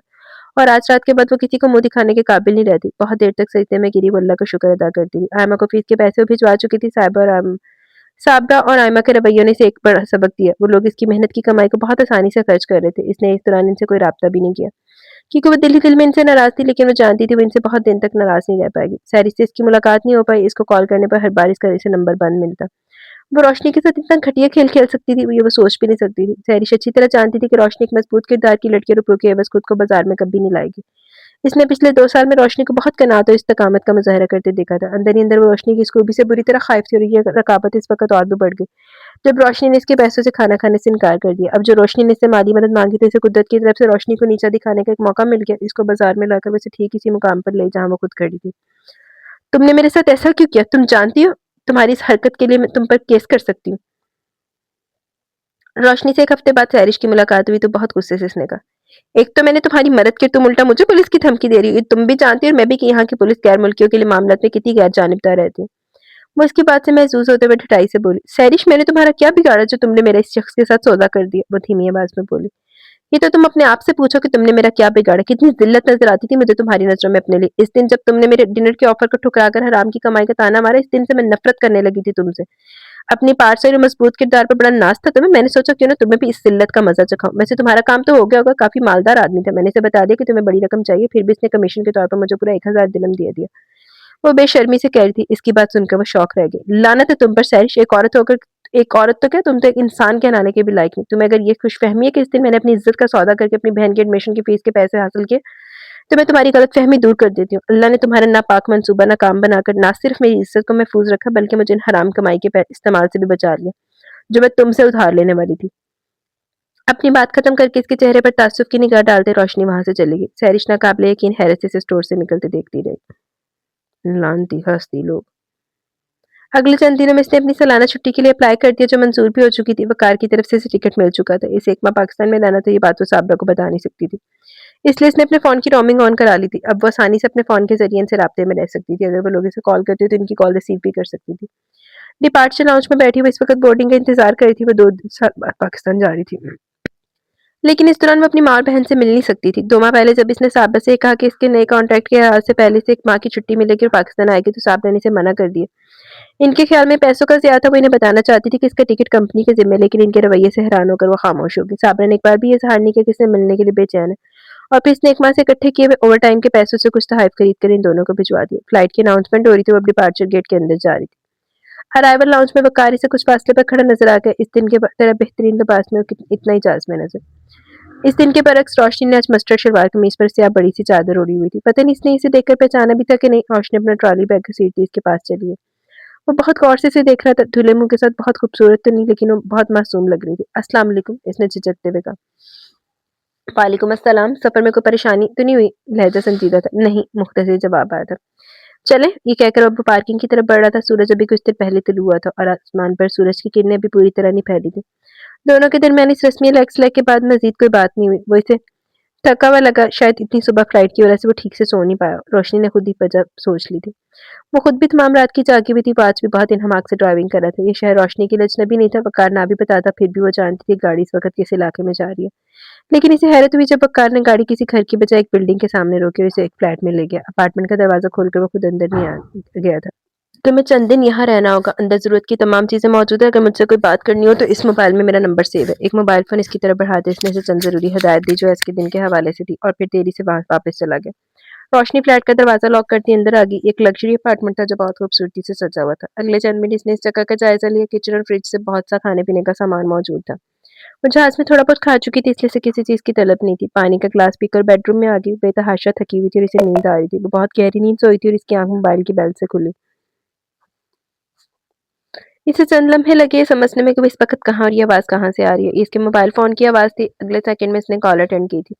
हेलो, इसने बोझिल आवाज़ से कहा। तुम सो रही थी? इसने इसकी आवाज़ सुनकर अंदाज़ा लगा। अब जाग चुकी हूँ। लंच के बाद तैयार हो जाना, तुम्हें आज नताशा से मिलना है। मैं तुम्हें 1 बजे के बाद पिक कर लूँगा। वो आकार जल्दी-जल्दी बता रहा था, इसे लगा वो इस वक़्त इससे बात करने के अलावा कुछ और कर रहा है। ये शायद कहीं जा रहा है। वो इससे पूछना चाहती थी नताशा कौन है, इसे कहाँ जाना है, लेकिन वक़ार ने अपनी बात ख़त्म करके दूसरी तरफ से जवाब सुने बगैर फ़ोन बंद कर दिया। 1:30 के करीब वो इसे लेने आ गया। वो इससे बहुत कुछ पूछना चाहती थी, लेकिन इसकी संजीदगी की वजह से कुछ भी नहीं कहने की हिम्मत नहीं हुई। एक बहुत बड़ा ब्यूटी सैलून कम स्टूडियो था, जहाँ एक मॉडर्न और खुशमिजाज लड़की ने इसे नताशा के नाम से अपना तारुफ करवाया। वक़ार के साथ इसकी बातचीत से रोशनी को अंदाज़ा हुआ कि दोनों काफ़ी बेतकल्लुफ़ हैं। फ्री होकर मुझे कॉल कर लेना, मैं तुम्हें पिक कर लूँगा। नताशा से बात करने के बाद वो इससे मुखातिब था। अगले कुछ घंटे वहाँ की ब्यूटिशियन इसके चेहरे और बालों को मुख्तलिफ ट्रीटमेंट देती नहीं थी और वो खामोशी और बेदिली से इनका काम करने दे रही थी। एक तरफ बहुत से कीमती कपड़े और जूतों का ढेर था। इनमें से एक लिबास को नताशा ने इसके लिए सेलेक्ट किया था। ब्यूटिशियन इसका मेकअप कर रही थी और रोशनी आंखें बंद के बैठी थी। इसने आंखें खोली और अपने चेहरे पर एक भरपूर निगाह डाली। वो अच्छी लग रही थी, लेकिन ये बहुत हैरानगी की बात की थी। मेकअप से इसका चेहरा एकदम बदला नहीं था, बल्कि काफ़ी नेचुरल लुक आ रही थी। बहुत अच्छी लग रही हो तुम। हेयर स्टाइलिस्ट इसके बाल बना चुकी थी। इसके लंबे बालों को बहुत मामूली सी कटिंग से खूबसूरत स्टाइल दिया गया था। And now you are ready, Natasha ने इसे देखकर कहा था। वो इसका दुपट्टा ठीक कर रही थी। लिप कलर थोड़ा लाइट नहीं? इसने डरते हुए कहा। मेकअप के नाम पर एक डार्क लिपस्टिक तो होनी चाहिए थी। इसे थोड़ी मायूसी हुई थी। बक्कार की स्पेशल हदायत है कि मेकअप लाइट रखा जाए, इसलिए हमने न्यूड शेड इस्तेमाल किए। वो लापरवाही से कह रही थी, लेकिन इसकी बात सुनकर रोशनी काफ़ी शर्मिंदा हो गई थी। वक़ार ने सख्ती से मना किया था कि तुम्हारे बालों को हरगिज़ ना काटा जाए। वो अब इसके बालों को अपनी उँगलियों से सेट कर रही थी। ये सारी ड्रेसेस तुम्हारे साथ जाएँगे और अगले 3 दिन मेरी ब्यूटीशियन तुम्हें मेकअप का ट्यूटोरियल देने घर आएगी। फिर तुम खुद भी ऐसे ही मेकअप करने लगोगे। रोशनी जानती थी इतना तरद्दुद क्यों हो रहा है। वक़ार हसन की बीवी की हैसियत से इसकी बहन से मिलने वाली थी। वो किसी भी राह चलती लड़की को अपनी बहन से नहीं मिलवा सकता था। एक आम सी लड़की को ख़ास बनाकर अपनी बहन के सामने बोले छूट का भरम रखने की खातिर वक़ार को इतना तो करना ही था। इसने गहरी साँस ली। अपनी शादी पे बुलाना मत भूलना। वो अब दोस्ताना लहजे में इससे कह रही थी। मेरी शादी? इसे हैरत हुई। हाँ, तुम्हारी शादी है ना अगले महीने, मुझे वकार ने बताया था। अमेरिका जाकर हमें भूल मत जाना। वो हंसते हुए कह रही थी। इसकी बात का रोशनी के पास कोई जवाब नहीं था, क्योंकि वो नहीं जानती थी वकार ने इसे क्या बताया था। वकार इसे लेने आया और इस पर एक सरसरी निगाह डालकर नताशा से बात कर रहा था। अगले 3 दिन में नताशा की तरफ से भेजेगी ब्यूटिशियन ने इसे काफी कुछ सिखा दिया। वो जानती थी वो खुद भी अपना मुनासिब मेकअप कर ही सकती है। इन तमाम दिनों में वकार से इसकी एक बार भी मुलाकात नहीं हुई। वो दिन में 1-2 बार खैरियत पूछने के लिए उसे कॉल करता। तुम्हें कुछ चाहिए तो नहीं? कॉल बंद करने से पहले वो इससे पूछता और इसका जवाब हर बार ना में ही होता। वकार से इसकी मुलाकात 4 दिन बाद हुई थी। वो इसे लेने आया था। गाड़ी एक शानदार घर के सामने रुकी और चौकीदार इसके हॉर्न देने पर अब से आने की दरवाज़ा खोल रहा था। इसका सामान डिग्गी से निकाल कर वो खुद घर के दाखिली दरवाजे से अंदर चला गया।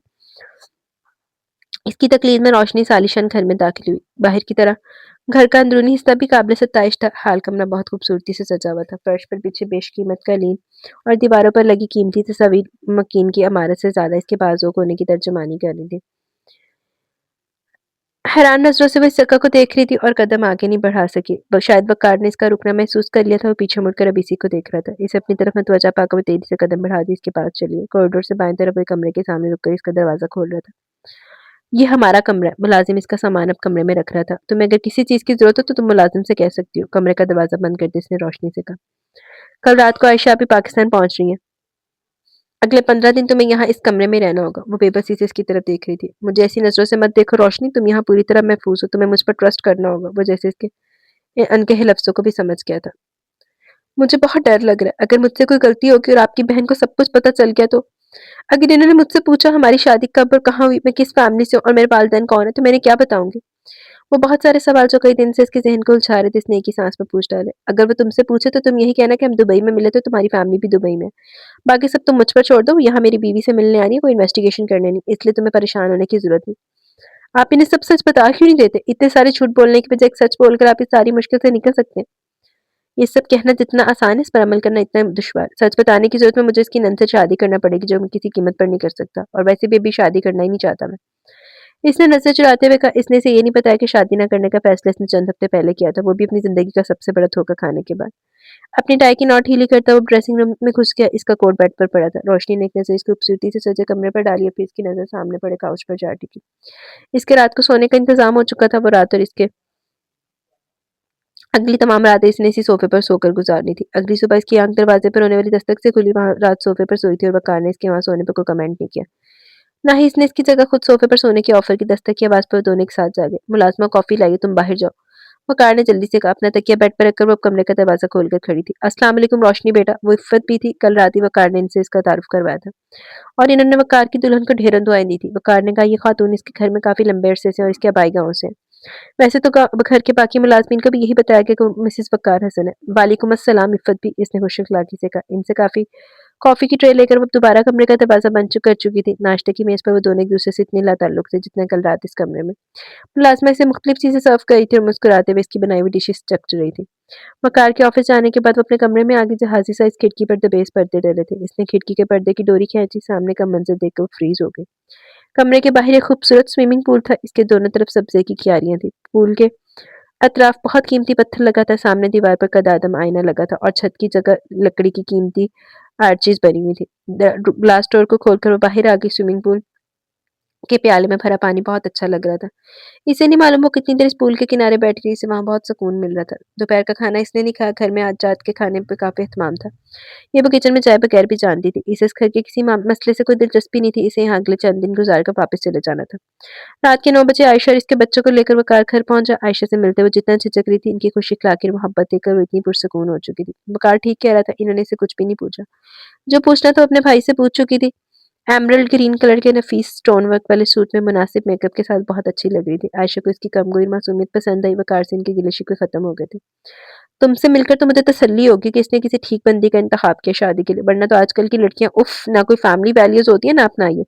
इसीलिए तो मैं इतनी भागम भाग पाकिस्तान आ गई, वरना इसे इस तरह मुझे बताए बगैर शादी करने पर इतनी जल्दी माफ करने वाली नहीं थी मैं। वो इसे हंसते हुए बता रही थी। आपकी बहन बहुत अच्छी है और आपसे प्यार भी बहुत करती है। मुझे बहुत शर्मिंदगी हो रही है इसे सच छुपाते हुए। मुझसे कहे बगैर नहीं रह पाए। अगर आयशा को अच्छी लगी थी तो इसे भी आयशा बहुत पसंद आई थी। इतने बड़े खानदान से ताल्लुक होने के बावजूद इसे बहुत शाइस्ता लगी। इनकी बातों में ऊंचे खानदान और स्टेटस कॉन्शियस होने की झलक नहीं थी।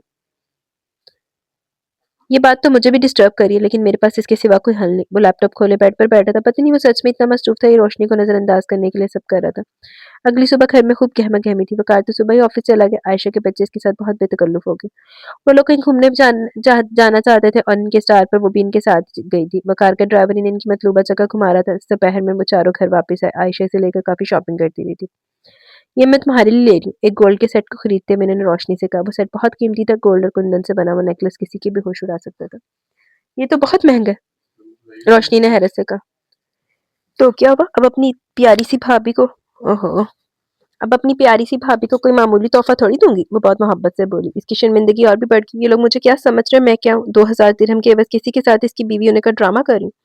अगर ये लोग सच जान लें तो ये सब मुझसे नफ़रत करेंगे। मेरी शक्ल भी देखना नहीं चाहेंगे। इनकी वापसी से पहर में और रोशनी इसके बाद से स्विमिंग पूल के किनारे बैठी यही सोच रही थी।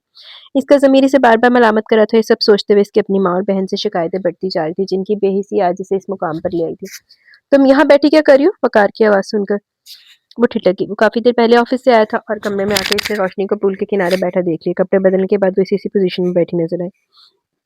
इसके लंबे खूबसूरत बाल कमर पे फैले हुए थे। बहुत देर तक जब वो कमरे में नहीं आई तो वक़ार खुद इसके पास चला।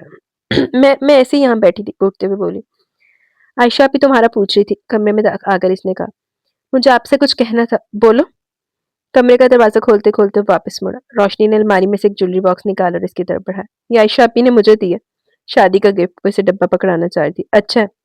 इसने सरसरी सी निगाह डालकर तबसरा किया, लेकिन डिब्बे को हाथ नहीं लगा। ये आप रख लें। रोशनी ने अगली बात कही। मैं इसका क्या करूँगा? आप ही ने तुम्हें दी है।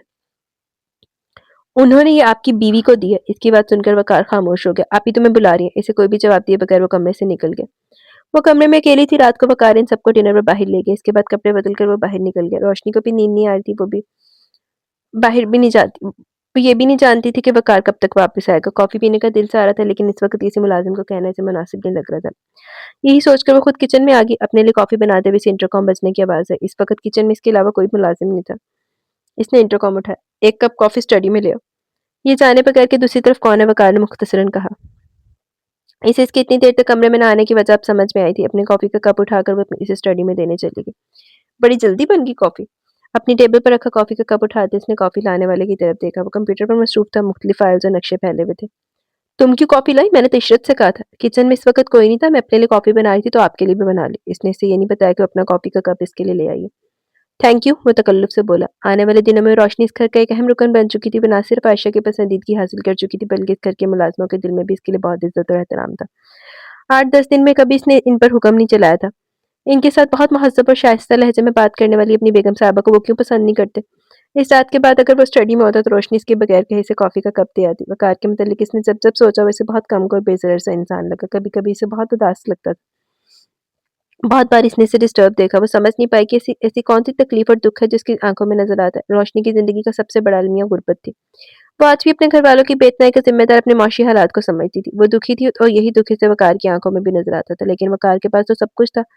वो दौलत जो सब कुछ खरीद सकती थी, फिर इसे क्या परेशानी थी? वो गलत थी। दौलत से वफ़ादारी और ख़ुलूस नहीं खरीदा जा सकता।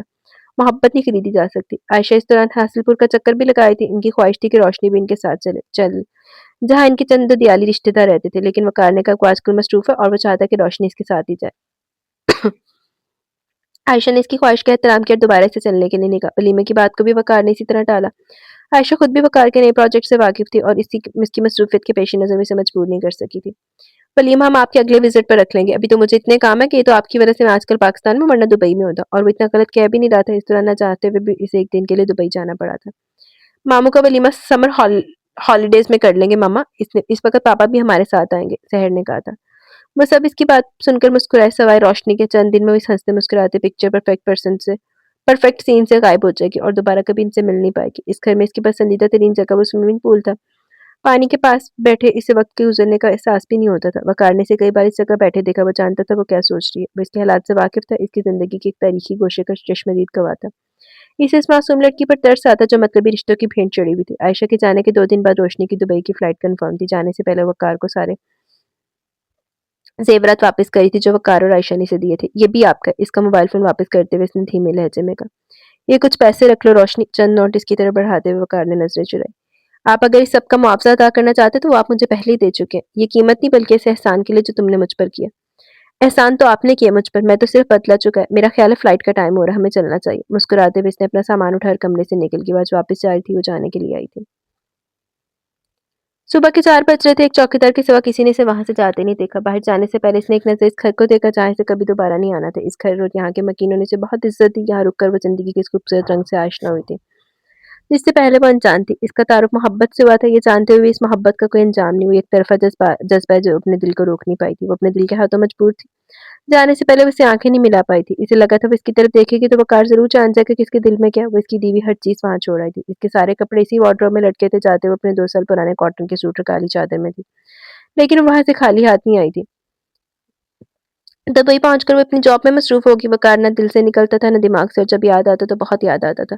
आजकल वो ओवरटाइम भी कर रही थी और बगैर किसी छुट्टी के लगातार काम करते इसे तीसरा हफ़्ता था। आयमा की फ़ीस के पैसे इकट्ठे करने के लिए इसे सब करना था। रात को थककर बिस्तर पर लेटी तो सोने से पहले जो आखिरी शबी ज़हन के पर्दे पर बनती वो वक़ार की होती। सुबह उठकर जो पहला शख्स याद आता वो वक़ार होता। इस शख्स ने इसके दिलो-दिमाग को कुछ ऐसे अपनी गिरफ्त में लिया कि वो इस शिकंजे से खुद को छुड़ा ही नहीं पा सकती थी। वो छुड़ाना चाहती भी नहीं थी। वो नहीं जानती थी कि इसे वक़ार से मोहब्बत क्यों। वो पुरकशिश शख्सियत रखता था, खूबसूरत था, शाइस्ता था, दौलतमंद और पढ़ा-लिखा था।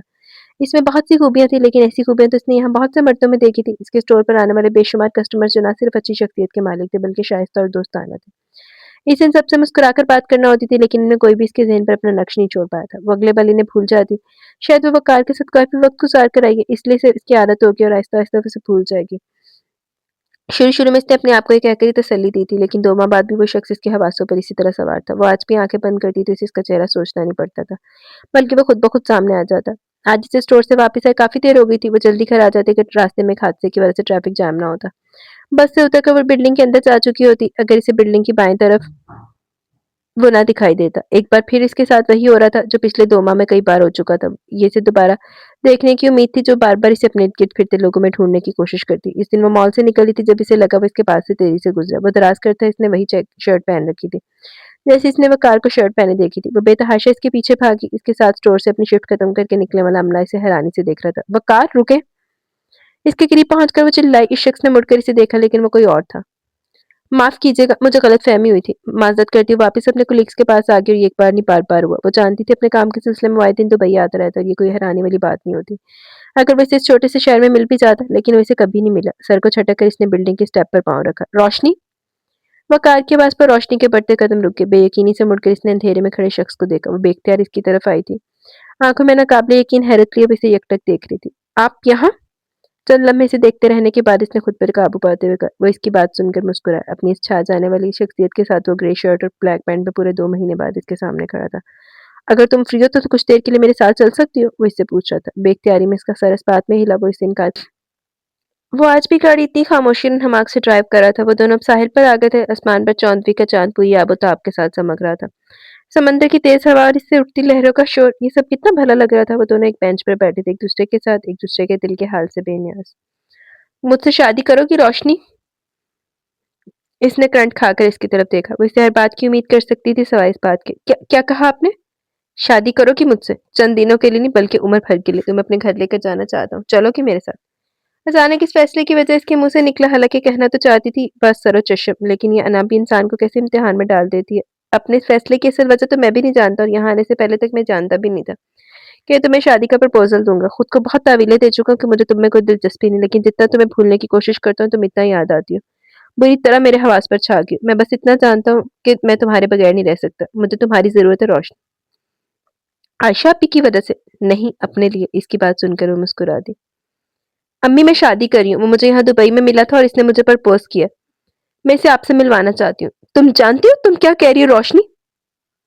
इसी दिन का खौफ था मुझे हमेशा से, इसलिए मैं नहीं चाहती थी कि तुम दुबई जाओ। क्या कहूँगी मैं लोगों से कि मेरी बेटी ने दुबई में शादी के लिए लड़का पसंद कर लिया? लेकिन अम्मी मैं आपकी मर्ज़ी और पसंद से इसे शादी की बात कर रही हूँ, ये कोई मायूब बात नहीं है। तुम्हारे लिए नहीं है लेकिन मेरे लिए है। वैसे तो तुम बड़ा कहती थी सारी ज़िंदगी माँ और बहन का ख़्याल रखने के दावे करती थी, लेकिन एक लड़का पसंद करती तुम्हें माँ और बहन भूल गई हैं। सोचा है मेरा और रायमा का क्या होगा? किस तरह गुज़र-बसर होगी हमारी? तुम इतनी खुदगर्ज़ कैसे हो सकती हो रोशनी? लानत तेरे ते लाख लानता। ते अपनी खुदगर्ज़ी नज़र नहीं आ रही। इनकी बात सुनकर इसने गहरी सांस ली और फिर एक आखिरी बात कहकर इसने फ़ोन बंद कर दिया। अम्मी मैं कल सुबह निकाह कर रही हूँ। चंद माह पहले साबरा और आयमा के रवैये की तकलीफ को वो ज़हर का घूंट समझकर पी गई, लेकिन आज इसे एहसास हो गया कि वो दोनों इसका इस्तेमाल कर रही हैं। वो दोनों इसका इस्तेमाल कर रही हैं। अपनी ज़ुर्रियात की वजह से इसकी माँ इसकी शादी के फैसले से नाखुश थी। इन्हें खौफ था कि रोशनी शादी के बाद इन्हें सपोर्ट नहीं करेगी। और वो इन्हें ये नहीं बता पाई कि वक़ार ने इससे खुद कहा कि वो आयमा की तालीम मुकम्मल होने तक इसके घरवालों की ज़िम्मेदारी उठाएगा। वो इनकी बेहिसी और लालच को मज़ीद बर्दाश्त नहीं कर सकती थी। वो अपनी माँ की मर्ज़ी और शमूलियत के बगैर शादी का तसव्वुर भी नहीं कर सकती थी। लेकिन कभी-कभी जो हम सोच नहीं पाते वो कुदरत का तय करदा होता है। इसका निकाह इनका निकाह दुबई में हुआ था और अपनी जॉब से रिज़ाइन करके वो इसके साथ एक बार फिर इसी घर में वापस आ गई। कॉन्ट्रैक्ट खत्म किए बगैर किसी पेश की नोटिस के बगैर नौकरी से इस तरह रिज़ाइन करने का मतलब बहुत से लीगल इश्यूज़ की सूरत में सामने आता है, जिसमें सबसे बड़ा मसला दुबई के वीज़े पर ताउम्र बैन था। और ये सब हो भी जाता अगर इसका शौहर वक़ार हसन ना होता, जो खुद वहाँ एक बहुत बड़ी कंस्ट्रक्शन कंपनी का मालिक था और सारी लीगल कॉम्प्लिकेशंस का हल इसके पास था। इस घर में सब कुछ वैसा ही था, इफ़्फ़त भी इसे देखकर निहाल हो गई। बाकी के मुलाज़िमों ने भी इसका पुरजोश इस्तकबाल किया। वो सभी ये जानते थे कि रोशनी अपनी माँ की बीमारी की वजह से इमरजेंसी में दुबई गई है। आयशा और इसके बच्चों की तरह घर के मुलाज़िम भी इससे मानूस हो गए थे और इसकी वापसी पर बहुत खुश थे। इसकी हर चीज़ कमरे में इसी जगह पड़ी थी जहाँ वो छोड़ के गई थी। जानती हो तुम्हें मेरे अलावा इस घर में सबसे ज़्यादा किसने मिस किया? वकार ने इसका हाथ पकड़कर कहा। सिल्वर ग्रे साड़ी में बहुत खूबसूरत लग रही थी। वकार ने कीमती हीरो जड़ी अंगूठी इसकी उंगली में पहनाई। अच्छी लग रही है, इसके हाथ की पुष्ट को चूमते हुए बोला। आपने बताया नहीं मुझे घर में और किसने मिस किया? वो तजस्सुस से पूछ रही थी। स्विमिंग पूल ने, जहाँ तुम घंटों बैठी पता नहीं क्या-क्या सोचती रहती थी। वो मुस्कुरा दी। मुझे वो जगह बहुत पसंद है, बड़ा सुकून मिलता था वहाँ बैठ के। ज़िंदगी में इतनी उलझनें थी जिन्हें सोचते हुए मैं खुद उलझ जाती थी। ऐसे में दुनिया से डिस्कनेक्ट होकर बड़ा रिलैक्स फ़ील करती थी मैं। वो उदासी से बोली। तुम बहुत सादा और मासूम हो रोशनी, तुम्हारा दिल बहुत शफ़ाफ़ है। मैं जानता हूँ तुम अपनी अम्मी और बहन की नाराज़गी से अपसेट हो, लेकिन डोंट वरी हम इन्हें कल जाकर मना लेंगे। इसने इसे बहलाते हुए कहा। क्या अब भी कोई उलझन बाकी है? इसने मुस्कुराते हुए पूछा। नहीं, इसकी आँखों में झाँकते इसने नफ़ी से सर हिलाया। लेकिन मुझे एक उलझन है, इसने मानीखेज़ लहज़े में कहा। आपको क्या उलझन है? वक़ार की बात ने इसे हैरान कर दिया था। क्या तुम आज रात भी सोफ़े पर सोने वाली हो? वो शरारत से बोला। नहीं, इसने मुस्कुराते हुए सर झुका लिया। अम्मी प्लीज़ मुझे माफ़ कर दें। मैं जानती हूँ मैंने आपका दिल दुखाया। यकीन जाने मैं ऐसा करना नहीं चाहती थी, लेकिन मुझे लगा आपकी तशवीश और बदगुमानी मेरे साथ ज़्यादती है। मैं कभी आपको दुःख नहीं देना चाहती थी। मैं कैसे आपसे अपनी बहन से रिश्ता ख़त्म कर सकती हूँ? मुझे एहसास है कि आपको मेरी कितनी ज़रूरत है, लेकिन आपको भी सोचना चाहिए था कि मैं अपनी ज़िंदगी जीने के लिए आपको बेआसरा नहीं छोड़ूँगी। वो वक़्कार के साथ आज सुबह ही अपने घर पहुँची थी और साबरा से माफ़ी माँग रही थी। शुरू में साबरा इसके साथ काफ़ी तल्ख़ थी, लेकिन आहिस्ता-आहिस्ता इनका दिल मोम पड़ना शुरू हो गया। वक़ार ने पहली नज़र में बहुत अच्छा लगा, रोशनी को देखकर वो इसे पहचान ही नहीं सकी। वो इसके कीमती लिबास और महँगे ज़ेवरात देखकर दंग रह गई और इसके साथ ही साबरा की तशवीश भी ख़त्म हो गई कि रोशनी शादी के बाद इन्हें खर्चा नहीं देगी, बल्कि अब तो इन्हें यकीन था कि रोशनी इन्हें पहले से ज़्यादा सपोर्ट करेगी और इनकी खामख़याली थी। आयमा कहाँ है? वो अपनी बहन का पूछ रही थी। वक़ार ऑफ़िस चला गया, इसे चंद ज़रूरी काम थे और रोशनी 2 साल बाद अपने घरवालों से मिलकर इतनी खुश थी कि वो इसे चाहकर भी अपने साथ नहीं लाया था। हाँ, मैं यूनिवर्सिटी गई हुई 2 बजे तक आ जाएगी, साबरा ने इसे बताया, लेकिन जब 4 बजे तक भी आयमा की वापसी नहीं हुई तो मजबूरन रोशनी को वापस जाना पड़ा। वह कार का ड्राइवर काफ़ी देर से इसका इंतज़ार कर रहा था। मैं इससे अगली बार मिल लूँगी अम्मी, साबरा को तसल्ली देती वहाँ से चली गई। साबरा ने इसके सामने से 2 बार कॉल की थी और रोशनी की आमद का बताया, लेकिन वो कह रही थी इसे यूनिवर्सिटी में कुछ काम है और इसे देर हो जाएगी। कॉफ़ी का कप बराबर वाली मेज़ पर रखने के लिए वो झुकी, इसके लंबे बाल इसकी पुश्त पर फैले हुए थे। ज़रा आगे बढ़ के इसने रोशनी के बालों को चूम लिया। मुझे तुम्हारे बाल बहुत पसंद है। मुझे पता है, मुस्कुराती नज़रों से इसे देख रही थी। तुम्हें कैसे पता?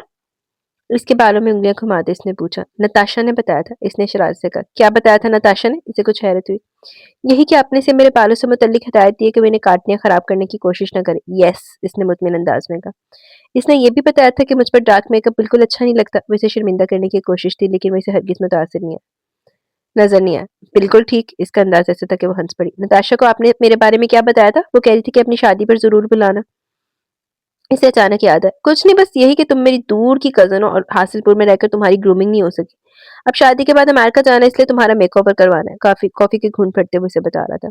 एक और छूट, स्टोरियाँ बनाने में काफ़ी महारत है आपको, वो हँस पड़ा। अच्छा, मेरी अम्मी और छोटी बहन आपसे मिलने आना चाहती हैं। इसे साबरा के फ़ोन का ख़्याल आया जो इन्होंने कल किया था और आयमा भी इसके घर आने की ख़्वाहिश रखती थी। आज रात तो मैं कराची जा रहा हूँ, फिर वहाँ से वापसी पर कल एक मीटिंग है और परसों रिचर्ड आ रहा है। इसके सामने साथ मुझे अगले दिन दुबई जाना है। अगले वीक बुला लो। इसने सोचते हुए कहा, फिर दुबई जा रहे हैं? वो हैरत से बोली, डार्लिंग वहाँ मेरा ऑफिस है और आधा महीना मेरा वहाँ गुजरता है। वैसे भी आजकल जो प्रोजेक्ट शुरू हुआ है किया हुआ है, इसकी वजह से पाकिस्तान से ज्यादा वहाँ मेरी जरूरत है। तुम्हें लेकर जाऊंगा वहाँ, फिर देखना कितना बड़ा प्रोजेक्ट है वो। और मैं मसरूफ होने का ड्रामा नहीं कर रहा। इसकी थोड़ी को चूमते हुए बिस्तर से उठ बैठा। कराची से वापसी पर वो इसे डिनर के लिए बाहर ले गया। आयशा आपी की कॉल आ रही है, इसने मुस्कुराते हुए कहा। अस्सलाम वालेकुम आपी, कैसी हैं आप? वालेकुम अस्सलाम, मैं ठीक हूँ। ये बताओ रोशनी कैसी है? इसकी दुबई से वापसी होगी या अभी वहीं है? तुमने तो इसे छुपा के रखा हुआ है। इनकी बात सुनकर वो हंसा था। रोशनी मेरे साथ है और ठीक भी है। आप खुद बात कर लें। फोन इसको थमाकर वो खुद खाने की तरफ मुतवज्जो हो गया। आयशा इससे काफी देर बातें करती, इतने बाद इसकी आयशा से बात हो रही थी। कई बार आयशा ने इसका नंबर मांगा और बकार किसी न किसी तरह इसकी बात टाल जाता। इससे बात करते हुए रोशनी मुसलसल मुस्कुरा रही थी। आयशा के अलावा इसकी दोनों बच्चों ने भी अपनी स्वीट मामी से बात की थी और इसे बताया कि वो दोनों इसे कितना मिस कर रहे हैं। अगले हफ्ते इसने साबरा और आयमा को डिनर पर बुला लिया। वो दोनों इस वक्त लाउंज में बैठी थी जब वकार घर में दाखिल हुआ। इन दोनों को देखकर इन्हें सलाम करते हुए अपने बेडरूम में चला गया। रोशनी के लिए वकार का इन दोनों को इस तरह नजरअंदाज करना हैरानकुन था। वो पिछली बार साबरा से बहुत खलूस और अपनायत से मिला था। अम्मी मैं अभी आती हूँ। इनसे माजत करती हुए अपने कमरे में आ गई। वो फ्रेंच विंडो से स्विमिंग पूल को देख रहा था। रोशनी की तरफ इसकी पुश्त थी। जिंदगी में अगर वह किसी चेहरे को दोबारा न देखने की ख्वाहिश करता था तो वो एक चेहरा था। अगर वह कार का बस चलता तो एक लम्हा भी इसे अपने घर में बर्दाश्त नहीं करता। गुस्से से इसका चेहरा सुर्ख हो रहा था। गुस्से में काबू पाने की कोशिश में इसकी मुट्ठियां भींची हुई थी, लेकिन अचानक रोशनी की नरम बाजू की मोहब्बत भरी गिरफ्त ने इसके तने हुए वजूद को मोम की तरह पिघला दिया। लगता है आप काफी थके हुए हैं। अम्मी और आयमा आपसे मिलने आई हैं। इसकी कमर में अपने बाजुओं का घेरा डाले हुए इसे बता रही थी। इसने कोई जवाब नहीं दिया। हेलो, मैंने लगता कि जड़ी बीबी नु पहले पसंद कर बैठा सी वो आयमा बीबी सी। आयमा आपसे मिलने के लिए बहुत एक्साइटेड थी। अम्मी ने बहुत तारीफ की इससे आपकी। वो इसकी खामोशी से कोई नतीजा अखज़ किए बगैर बोली। पप्पी इसका चेहरा नहीं देख पाई। तुम चलो, मैं बस आ रहा हूँ। खुद को पुरसुकून करते इसने संजीदगी से कहा। रोशनी इसकी बात सुनकर अब कमरे से बाहर जा चुकी थी। कितना फर्क था इन दोनों बहनों में। एक इतनी सादा और मासूम, दुनिया के हर फरेब से पाक, जिसका खलूस इसके लहजे से छलकता था, जिसकी बेरया आंखों में इसे सच साफ नजर आता था। और आयमा धोखेबाज, लालची, फ्लर्ट, झूठ के सिवा कुछ भी तो नहीं था इसका वजूद। और आज इसने इस लड़की को इसके एक और झूठ के साथ पकड़ा था। इस इतने दिनों में एक बार भी अंदाजा नहीं हुआ कि आयमा और रोशनी का कोई ताल्लुक हो सकता है। वो जिस आयमा को 1 साल से जानता था, इसने तो अपना तारुफ एक अमीर खानदान की इकलौती बेटी की हैसियत से करवाया था। और इसे वो दिन याद है जब इसे रात को आजम के साथ वलीमे के बाद देखने के बाद अगले दिन वो इससे मिलने गया था। तुम मेरी कॉल क्यों नहीं रिसीव कर रही थी आयमा? पिछली रात से कई बार वो इसे कॉल कर चुका था और बहुत मुश्किल से इसे मिलने पर आमादा हुई थी। मैं मसरूफ थी, इसने लापरवाही से कहा। और गालिबन इस मसरूफियत का नाम आजम मसूद है, इसने तंजिया लहजे में कहा। मुझे ये जानकर हैरत नहीं हुई कि तुम ये सब जानते हो। इसकी ढटाई पर हैरान हुआ। तुम मेरे साथ ऐसा कैसे कर सकती हो आयमा? किसी से चंद दिन पहले मिलने के बाद तुम मेरे साथ अपनी 1 साल पुरानी कमिटमेंट कैसे खत्म कर सकती हो? मैं आज़म मसूद को पिछले 2 साल से जानती हूँ। मेरी फ्रेंड का कज़िन है, काफ़ी पुरानी दोस्ती है इसके साथ मेरी। तुम्हारा नंबर तो इसके बाद आता है। याद है कैसे हाथ धोकर मेरे पीछे पड़ गए थे? मैंने सोचा चलो थोड़े दिन एन्जॉय करती हूँ, वरना कहाँ तुम और कहाँ आज़म मसूद। वो तनफ़्फ़ुर से बोली।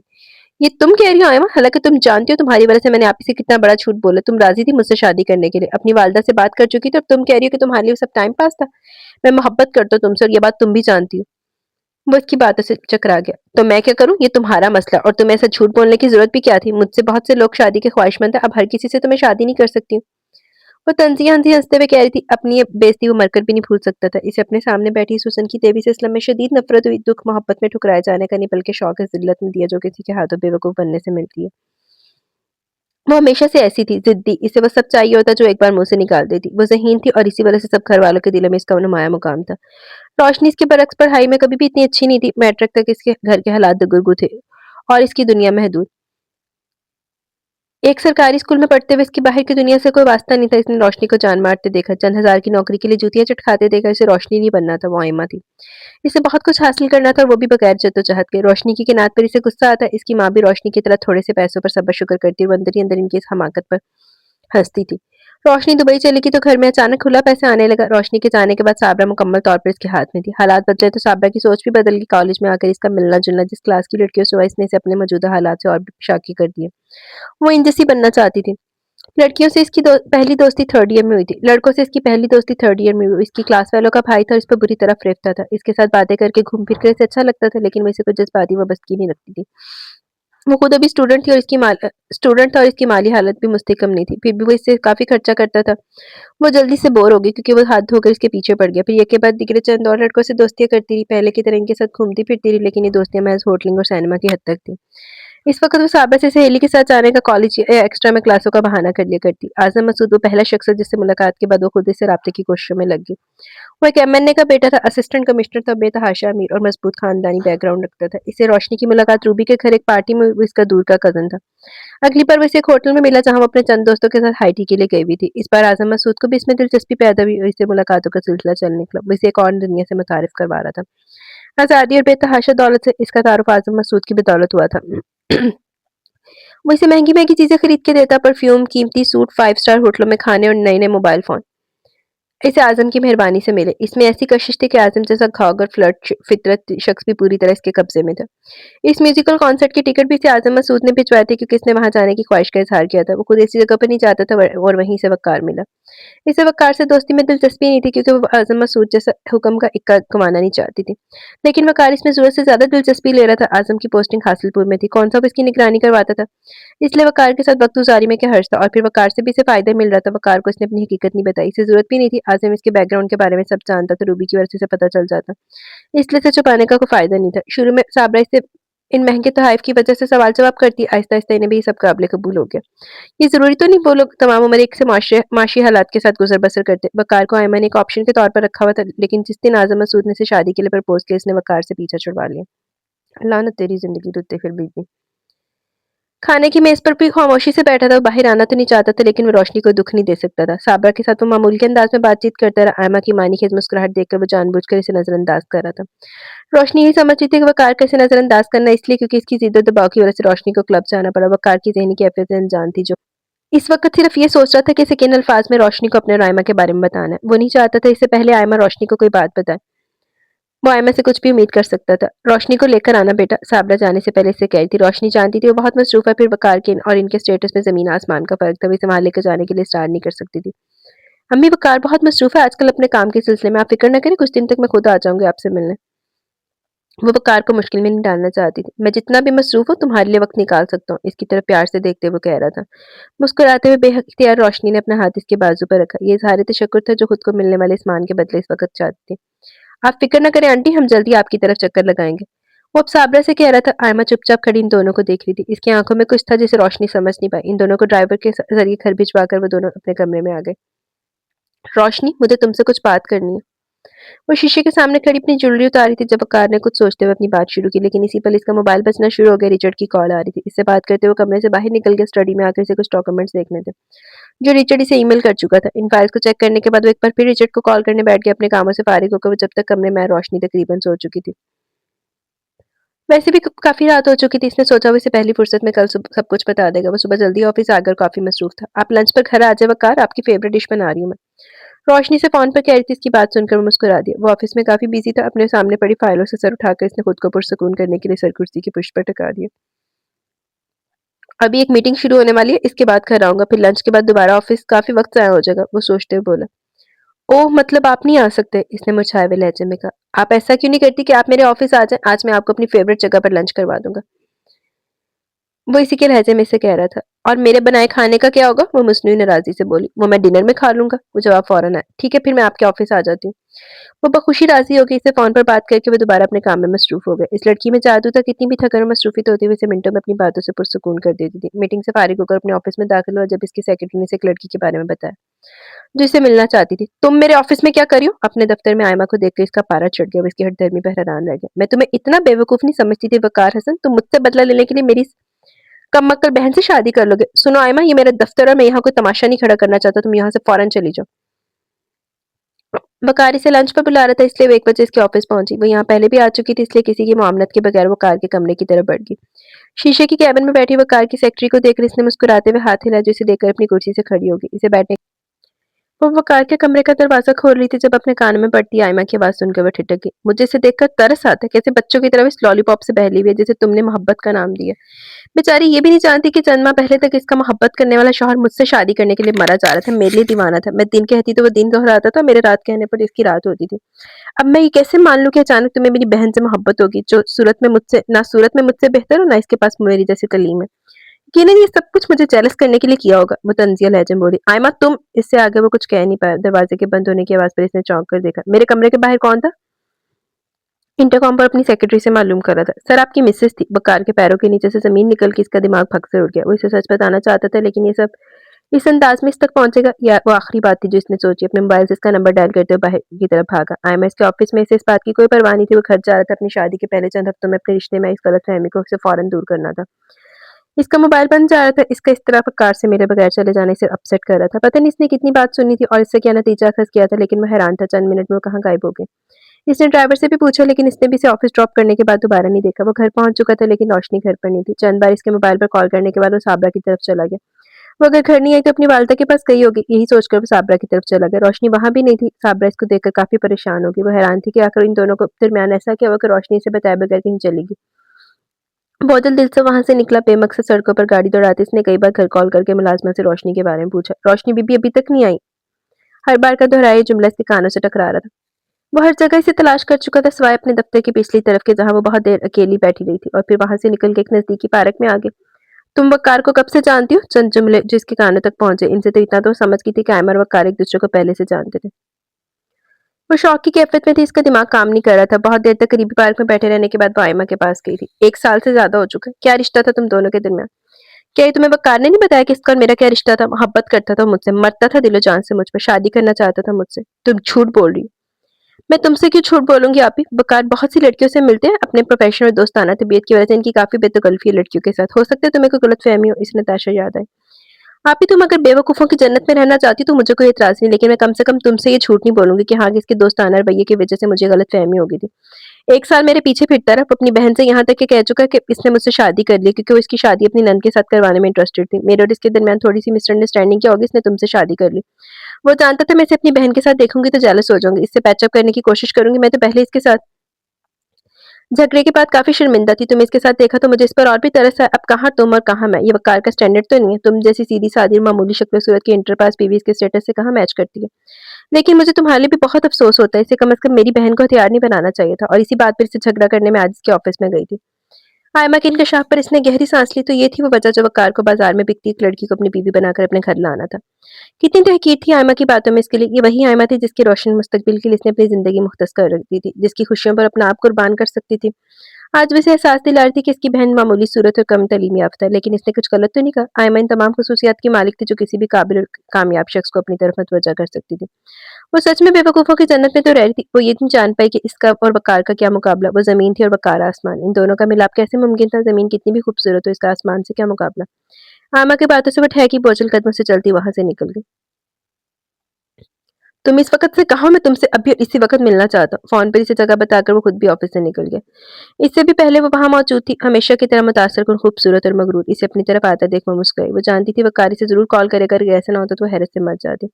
अब तक जितने भी लड़कों से इसने दोस्ती की वो सब इसके लिए इतने बेचैन थे। इसके एक इशारे पर खींचे चले आते और ये शख्स तो इस पर दिलो-जान से फ़रेबता था। इसके साथ गुज़रा हुआ वक़्त वो कभी नहीं भूल सकती थी। हालाँकि वो भी इन्हीं बेवकूफ़ मर्दों के कबीले से था, जो लड़कियों की खूबसूरती और इनकी अदाओं के दीवाने होते, और इसे मर्दों को बेवकूफ़ बनाना आता था। शुरू में वो इसे एक अच्छा टाइम पास लगा और इसे सिर्फ़ शादी में कोई दिलचस्पी नहीं थी। आज़म मसूद भले फ्लर्ट था, लेकिन इस जैसा स्टेटस और मज़बूत बैकग्राउंड वक़ार के पास हरगिज़ नहीं था।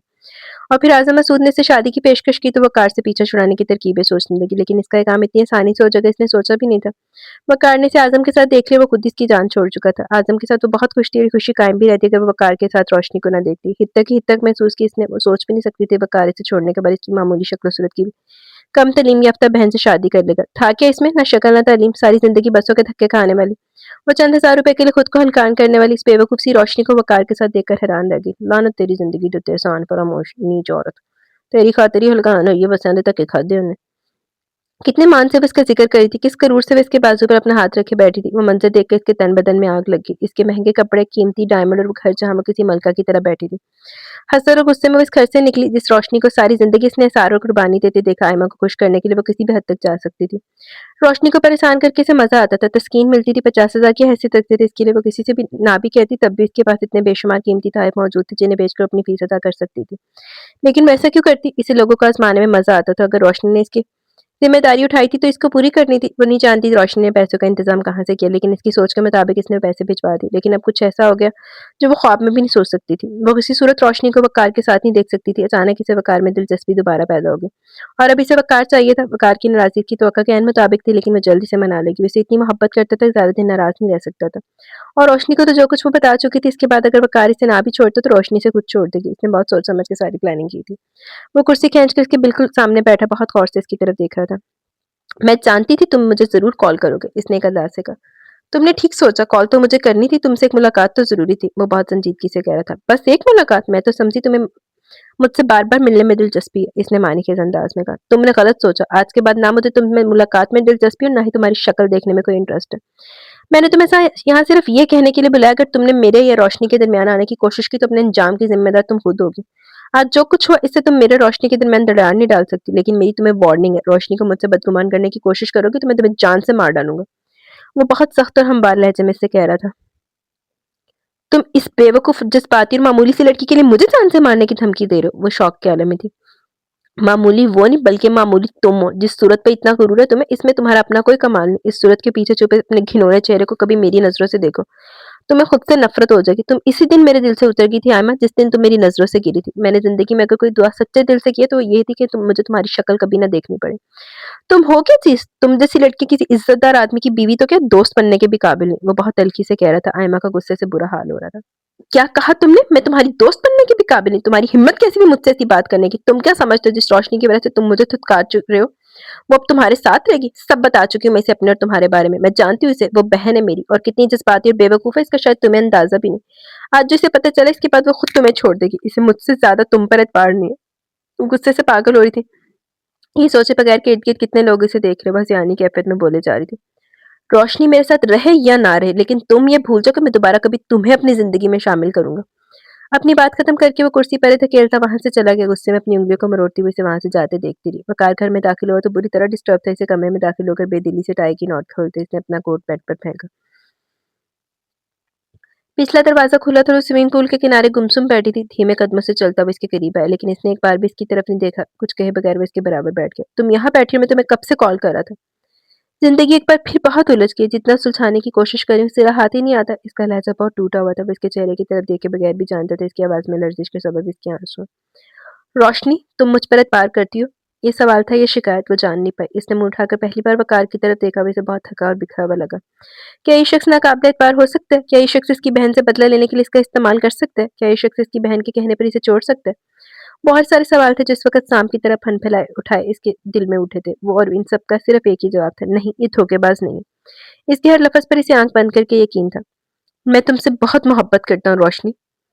इसकी आँखों में देखते हुए बहुत संजीदगी से कह रहा था, मुझे तुमसे मोहब्बत कब और कैसे हुई मैं नहीं जानता, लेकिन मैं तुम्हारे बगैर नहीं रह सकता। तुम इन लोगों में से नहीं जो आपको पहली नज़र में अपना बना लेते, बल्कि तुम ओस की तरह कतरा-कतरा दिल में उतरती हो। जब तुम यहाँ थी, मैं एक बार भी इस एहसास से नहीं गुज़रा। अपने कमरे में तुम्हारी मौजूदगी मुझे परेशान करती थी। मुझे अपनी प्राइवेसी में खलल महसूस होता था, लेकिन जिस दिन तुम यहाँ से गई, मैं तमाम रात सो नहीं पाया। बार-बार मेरी नज़र इस खाली सोफ़े पर जाती और मैं उलझ जाता। इस स्विमिंग पूल के किनारे तुम्हें बैठे देखने की जैसे आदत सी हो गई थी। मुझे खाली जगह परेशान करती। चंद बार तुम्हारे हाथों की बनी कॉफ़ी का ज़ायक़ा मैं इफ़्फ़त बी की बनाई कॉफ़ी में खोजता और हर बार मायूसी होती। आयशा आपी को चाहकर भी मैं ये नहीं कह पाया कि तुम्हें छोड़ चुका हूँ, जैसे कि मैंने प्लान किया था। तुम्हारी हर चीज़ इस कमरे में तुम्हारी अमानत की तरह रखी रही। मेरी अलमारी में रखे तुम्हारे कपड़ों से लेकर मेरी ड्रेसिंग टेबल पर पड़ा तुम्हारा परफ्यूम और कॉस्मेटिक्स भी वहाँ से नहीं हटा पाया। तुम्हारे जाने के बाद मैं कई बार दुबई आई, ये जानते हुए कि तुम वहाँ नहीं होगी, मैं दोबारा इस क्लब में गया। मैं तुम्हारा पता जानता था, चाहता तो तुमसे मिल सकता था, लेकिन मैं नहीं चाहता था कि तुम्हें ये लगे कि मैं तुमसे स्पेशली मिलने आया। बेमकसद मॉल में घूमते हुए किसी सड़क पर चलते तुम कहीं अचानक मेरे सामने आ जाओ, मैं तुम्हें एक नज़र देख सकूँ। ये बहुत बचकाना ख्वाहिश थी, लेकिन मैं अपनी इस ख्वाहिश को पूरा करना चाहता था और फिर मुझ पर इंकशाफ हुआ कि मैं तुम्हें बेपनाह चाहने लगा और तुम्हारे बगैर नहीं रह सकता। मैं तुमसे पहले किसी और लड़की को पसंद करता था, इससे शादी करना चाहता था। ये बात मैंने तुम्हें सिर्फ इसलिए नहीं बताई क्योंकि मैं तुम्हें इस बात से तकलीफ नहीं देना चाहता था। मैं खुद इस ठोकर बेइज्जती को भूलना चाहता था। मैं नहीं चाहता था कि आयमा तुम्हारी बहन है, लेकिन जब मुझे ये पता चला कि मैं तुम्हें ये सब कुछ बता देना चाहता था। जहाँ तक आयमा से मेरी वाबस्तगी का ताल्लुक है, मैं इसे झुठला नहीं सकता। मैंने इसे सच्चे दिल से मोहब्बत की थी। लेकिन वो इसी दिन मेरे दिल में अपना मुकाम खो चुकी थी जब मैंने इसे आज़म मसूद के साथ देखा। तुम्हें अपनी ज़िंदगी में शामिल करते वक़्त ना मेरी ज़िंदगी में थी और ना मेरे दिल में। आयमा कहती है मैं आपके काबिल नहीं, मैं खूबसूरत नहीं हूँ और ना ही आपकी तरह आला तालीम याफ़्ता। मैं किसी भी तरह आपके मयार पे पूरी नहीं उतरती। वो गलत कहती है, तुम इस दुनिया की सबसे खूबसूरत लड़की हो क्योंकि तुम्हारा दिल साफ़ है। इसमें दुनिया का सबसे हसीन जज़्बा मोहब्बत भरा हुआ है। तुम हर तरह से वक़ार हसन की बीवी के बनने के लायक हो। तुम में वो तमाम ख़ुसूसियात हैं जो कोई भी शख़्स अपनी बीवी में देखना चाहता है और ये सिर्फ़ मैं नहीं कहता, ये आयशा बीबी कहती है। तुमसे चंद दिन की मुलाकात में वो तुम्हें मुझसे ज़्यादा प्यार करने लगी। इनके बच्चे तुम्हारे फ़ैन हो गए। खुद को आयमा की नहीं मेरी नज़रों से देखो रोशनी, फिर तुम्हें पता चलेगा कि तुम क्या हो। खुद को इस एहसास से कमतरी से निकालो कि तुम आयमा से किसी तौर कम हो, बल्कि आयमा का तो तुमसे कोई मुकाबला ही नहीं, वो झूठ और धोखे का पलंदा है। इसका हर लफ़्ज़ झूठ है, इसकी हर अदा फ़रेब। मैं आयमा से नहीं तुमसे मोहब्बत करता हूँ रोशनी। मैं भी आपसे मोहब्बत करती हूँ वक़ार। इसने इसके कंधे पर सर टिकाए वो कह रही थी। वक़ार ने नरमी से इसे अपने बाजुओं के घेरे में ले लिया। चलो शुक्र है कि बहुत ही मिसअंडरस्टैंडिंग नहीं वधी है। आधी रात को इसका मोबाइल मुसलसल बज रहा था। बेड साइड टेबल पर पड़ा अपना मोबाइल उठाकर इसने अधखुली आंखों से जलती बुझती स्क्रीन को देखा। साबरा की कॉल आ रही थी। अम्मी इस वक्त की कॉल कर रही है। इसने जल्दी से कॉल रिसीव की। वकार ने पास पड़ा लैंप ऑन किया। इस बेवक्त की कॉल से वो भी जाग गया था। हेलो अम्मी, रोशनी ने कहा। दूसरी तरफ साबरा बेतहाशा रो रही थी। अम्मी आप रो क्यों रही हैं? सब खैरियत है? वो परेशानी और खौफ की मिली-जुली कैफियत में इनसे पूछ रही थी। कुछ भी ठीक नहीं है रोशनी, तुम जल्दी से आ जाओ। वो रोते हुए इसे बता रही थी। लेकिन हुआ क्या अम्मी? आयमा तो ठीक है ना? आज़म मसूद ने आयमा के चेहरे पर तेज़ाब फेंक दिए। इसे लगा साइबर अपने हवास में नहीं है। वो दोनों इनकी कॉल आने के थोड़ी देर बाद इनके पास आ गए। वो रोते हुए इन्हें बता रही थी कि वो आयमा को कई दिन से मिलने के लिए बुला रहा था। आयमा इससे बात करने को भी तैयार नहीं थी। एक ही धुन सवार थी इसके सर पर कि सिर्फ वकार से शादी करनी है। जिस दिन से इसने वकार को तुम्हारे साथ देखा था वो गुस्से से पागल हो गई थी। मैंने इसे बहुत समझाने की कोशिश की, वकार तुम्हारा नहीं रोशनी का नसीब है। अपनी बहन का घर मत बर्बाद करो, लेकिन इस पर तो जैसे जुनून सवार था। हसद और गुरूर इस पर हावी हो गया। वकार को छोड़ने के बाद अब इसे अपनी गलती का एहसास हो रहा था। आज़म मसूद से इसका बहुत झगड़ा हुआ। शदीद गुस्से के आलम में वो यहाँ आया और फिर आयमा के कहने पर कि वो इससे कोई ताल्लुक नहीं रखना चाहती। वो गुस्से और जुनून में आ गया। इस वाक़ये के बाद आज़म मसूद फरार हो चुका था। आयमा की हालत तशवीशनाक थी। वो अस्पताल में थी, बच गई थी, लेकिन इसका चेहरा बुरी तरह मसख़ हो चुका था। साबरा के घर को हराम बरपा था, जैसे क़यामत टूट पड़ी थी। रोशनी साबरा को सँभाली थी, लेकिन वो तो जैसे ढह गई थी। ये सब मेरी वजह से हुआ। मैं इसकी अच्छी तरबियत नहीं कर पाई। इसकी ज़िद के आगे हार मान गई। इसके दिखाए सबज़ बाग के लालच में आकर मैंने इसे खुली छूट दे दी। वो क्या कर रही है, किस-किस से मिलती है, मैं सब जानती थी, लेकिन खामोश रही। वो पहली सीढ़ी पर काम पाँव रखे बगैर आखिरी सीढ़ी पर पहुँच जाना चाहती थी और मैं इसे ये नहीं बता पाई कि आखिरी सीढ़ी से गिरने वालों को चोट भी ज़्यादा लगती है। सब मेरा कसूर है। अपनी एक बेटी को तो मैंने मोहब्बत की भट्टी में झोंक दिया और दूसरी के लिए अपना मयार बदल दिया। वो अपने बाल नोच रही थी। सब मेरी गलती है। मैंने इसे अमीर और आज़ाद ख़याल लड़कियों से दोस्ती करने से रोका नहीं। वो ये बातें पिछले 3 दिनों में दसियों बार दोहरा चुकी थी। रोशनी 3 दिन से इनके पास थी। इन 3 दिनों में इस पर वो सब इंकशाफ हुए जिनसे पिछले 2.5 साल से बेखबर थी। इसे शाबरा से शिकायत थी, लेकिन वो इसकी माँ थी और गम से निढाल थी। वो इनसे बहुत मोहब्बत करती थी। वो इनके साथ इसके दुःख में शरीक थी। खुद को सँभाले अम्मी, जो हो गया इस पर अफ़सोस ही किया जा सकता है। कुछ बातें अपने वक़्त पर ना हो तो महज़ पछतावा रह जाता है। गलत रास्तों पर चलने का अंजाम सही कैसे हो सकता है? वो साबरा से कहे बगैर नहीं रह पाई। आयमा को माफ़ कर देना रोशनी। साबरा के लफ़्ज़ इसके दिल में निश्ते की तरह चुभे। वो अब भी इसी को हिमायत कर रही थी, लेकिन वो आयमा को कैसे माफ़ कर दे जिसने इसे तबाह करने में कोई कसर नहीं छोड़ी। वो अपना अंजाम भुगत चुकी थी, लेकिन इसका दिल शायद इतना बड़ा नहीं था वो इसे माफ़ कर पाए। कुछ वक़्त लगेगा इसे भूलने में कि इसकी सगी बहन ने इसके साथ कितना बुरा करने की कोशिश की। वक़ार आज इसे लेने आकर पिछले दिनों वक़ार ने इसका बहुत साथ दिया। एफआईआर दर्ज होने के बाद पुलिस अभी तक आज़म मसूद को ढूँढ नहीं पाई थी। और ये वक़ार था जिसकी बदौलत वो दोनों माँ-बेटी पुलिस के छुपते सवालों से बच पाई थी। अस्पताल में आयमा का बेहतरीन इलाज भी इसी की बदौलत हो रहा था, वो ये सब रोशनी की वजह से कर रहा था। चले रोशनी, वक़ार दरवाज़े पे इसका इंतज़ार कर रही थी। इसे अपने घर वापस जाना था, वो घर जिसकी बुनियाद इसने ख़ुलूस और मोहब्बत से रखी थी। ख़त्म शुद। जी, तो गाइज़ यहाँ पे हमारा ये खूबसूरत सा नावल अपने इख्तिताम को पहुँचा। कैसा लगा नावल अपनी राय का ज़रूर इज़हार कीजिएगा। मैं अगर नहीं बताऊँ तो बहुत अच्छा हुआ। आयमा जैसियों का अंजाम ऐसे ही होता है जो गुरूर में अपने मयार से नीचे आती हैं या दूसरों को अपने से कमतर समझती हैं या इस तरह की जो बग़ैरतियाँ मारती हैं, तो उनका अंजाम फिर इसी तरह से होता है। रोशनी ने स्ट्रगल की, उसने अच्छा हो गया, लेकिन उसकी माँ ने उसके साथ बहुत ज़्यादतियाँ की। लेकिन चलो अल्लाह पाक तो देखने वाले ना, अगर उसने अपने घरवालों के लिए किसी के लिए अच्छा किया तो उसको वक़ार हसन की सूरत में सिला भी मिल गया। ख़ैर आप लोगों को कैसा लगा नावल अपनी राय का ज़रूर इज़हार कीजिएगा। अभी मुझे दें इजाज़त, इंशाल्लाह जल्द मिलेंगे न्यू नावल के साथ। तब तक के लिए अपना बहुत सारा ख़्याल रखें, दुआओं में याद रखें। अल्लाह हाफ़िज़।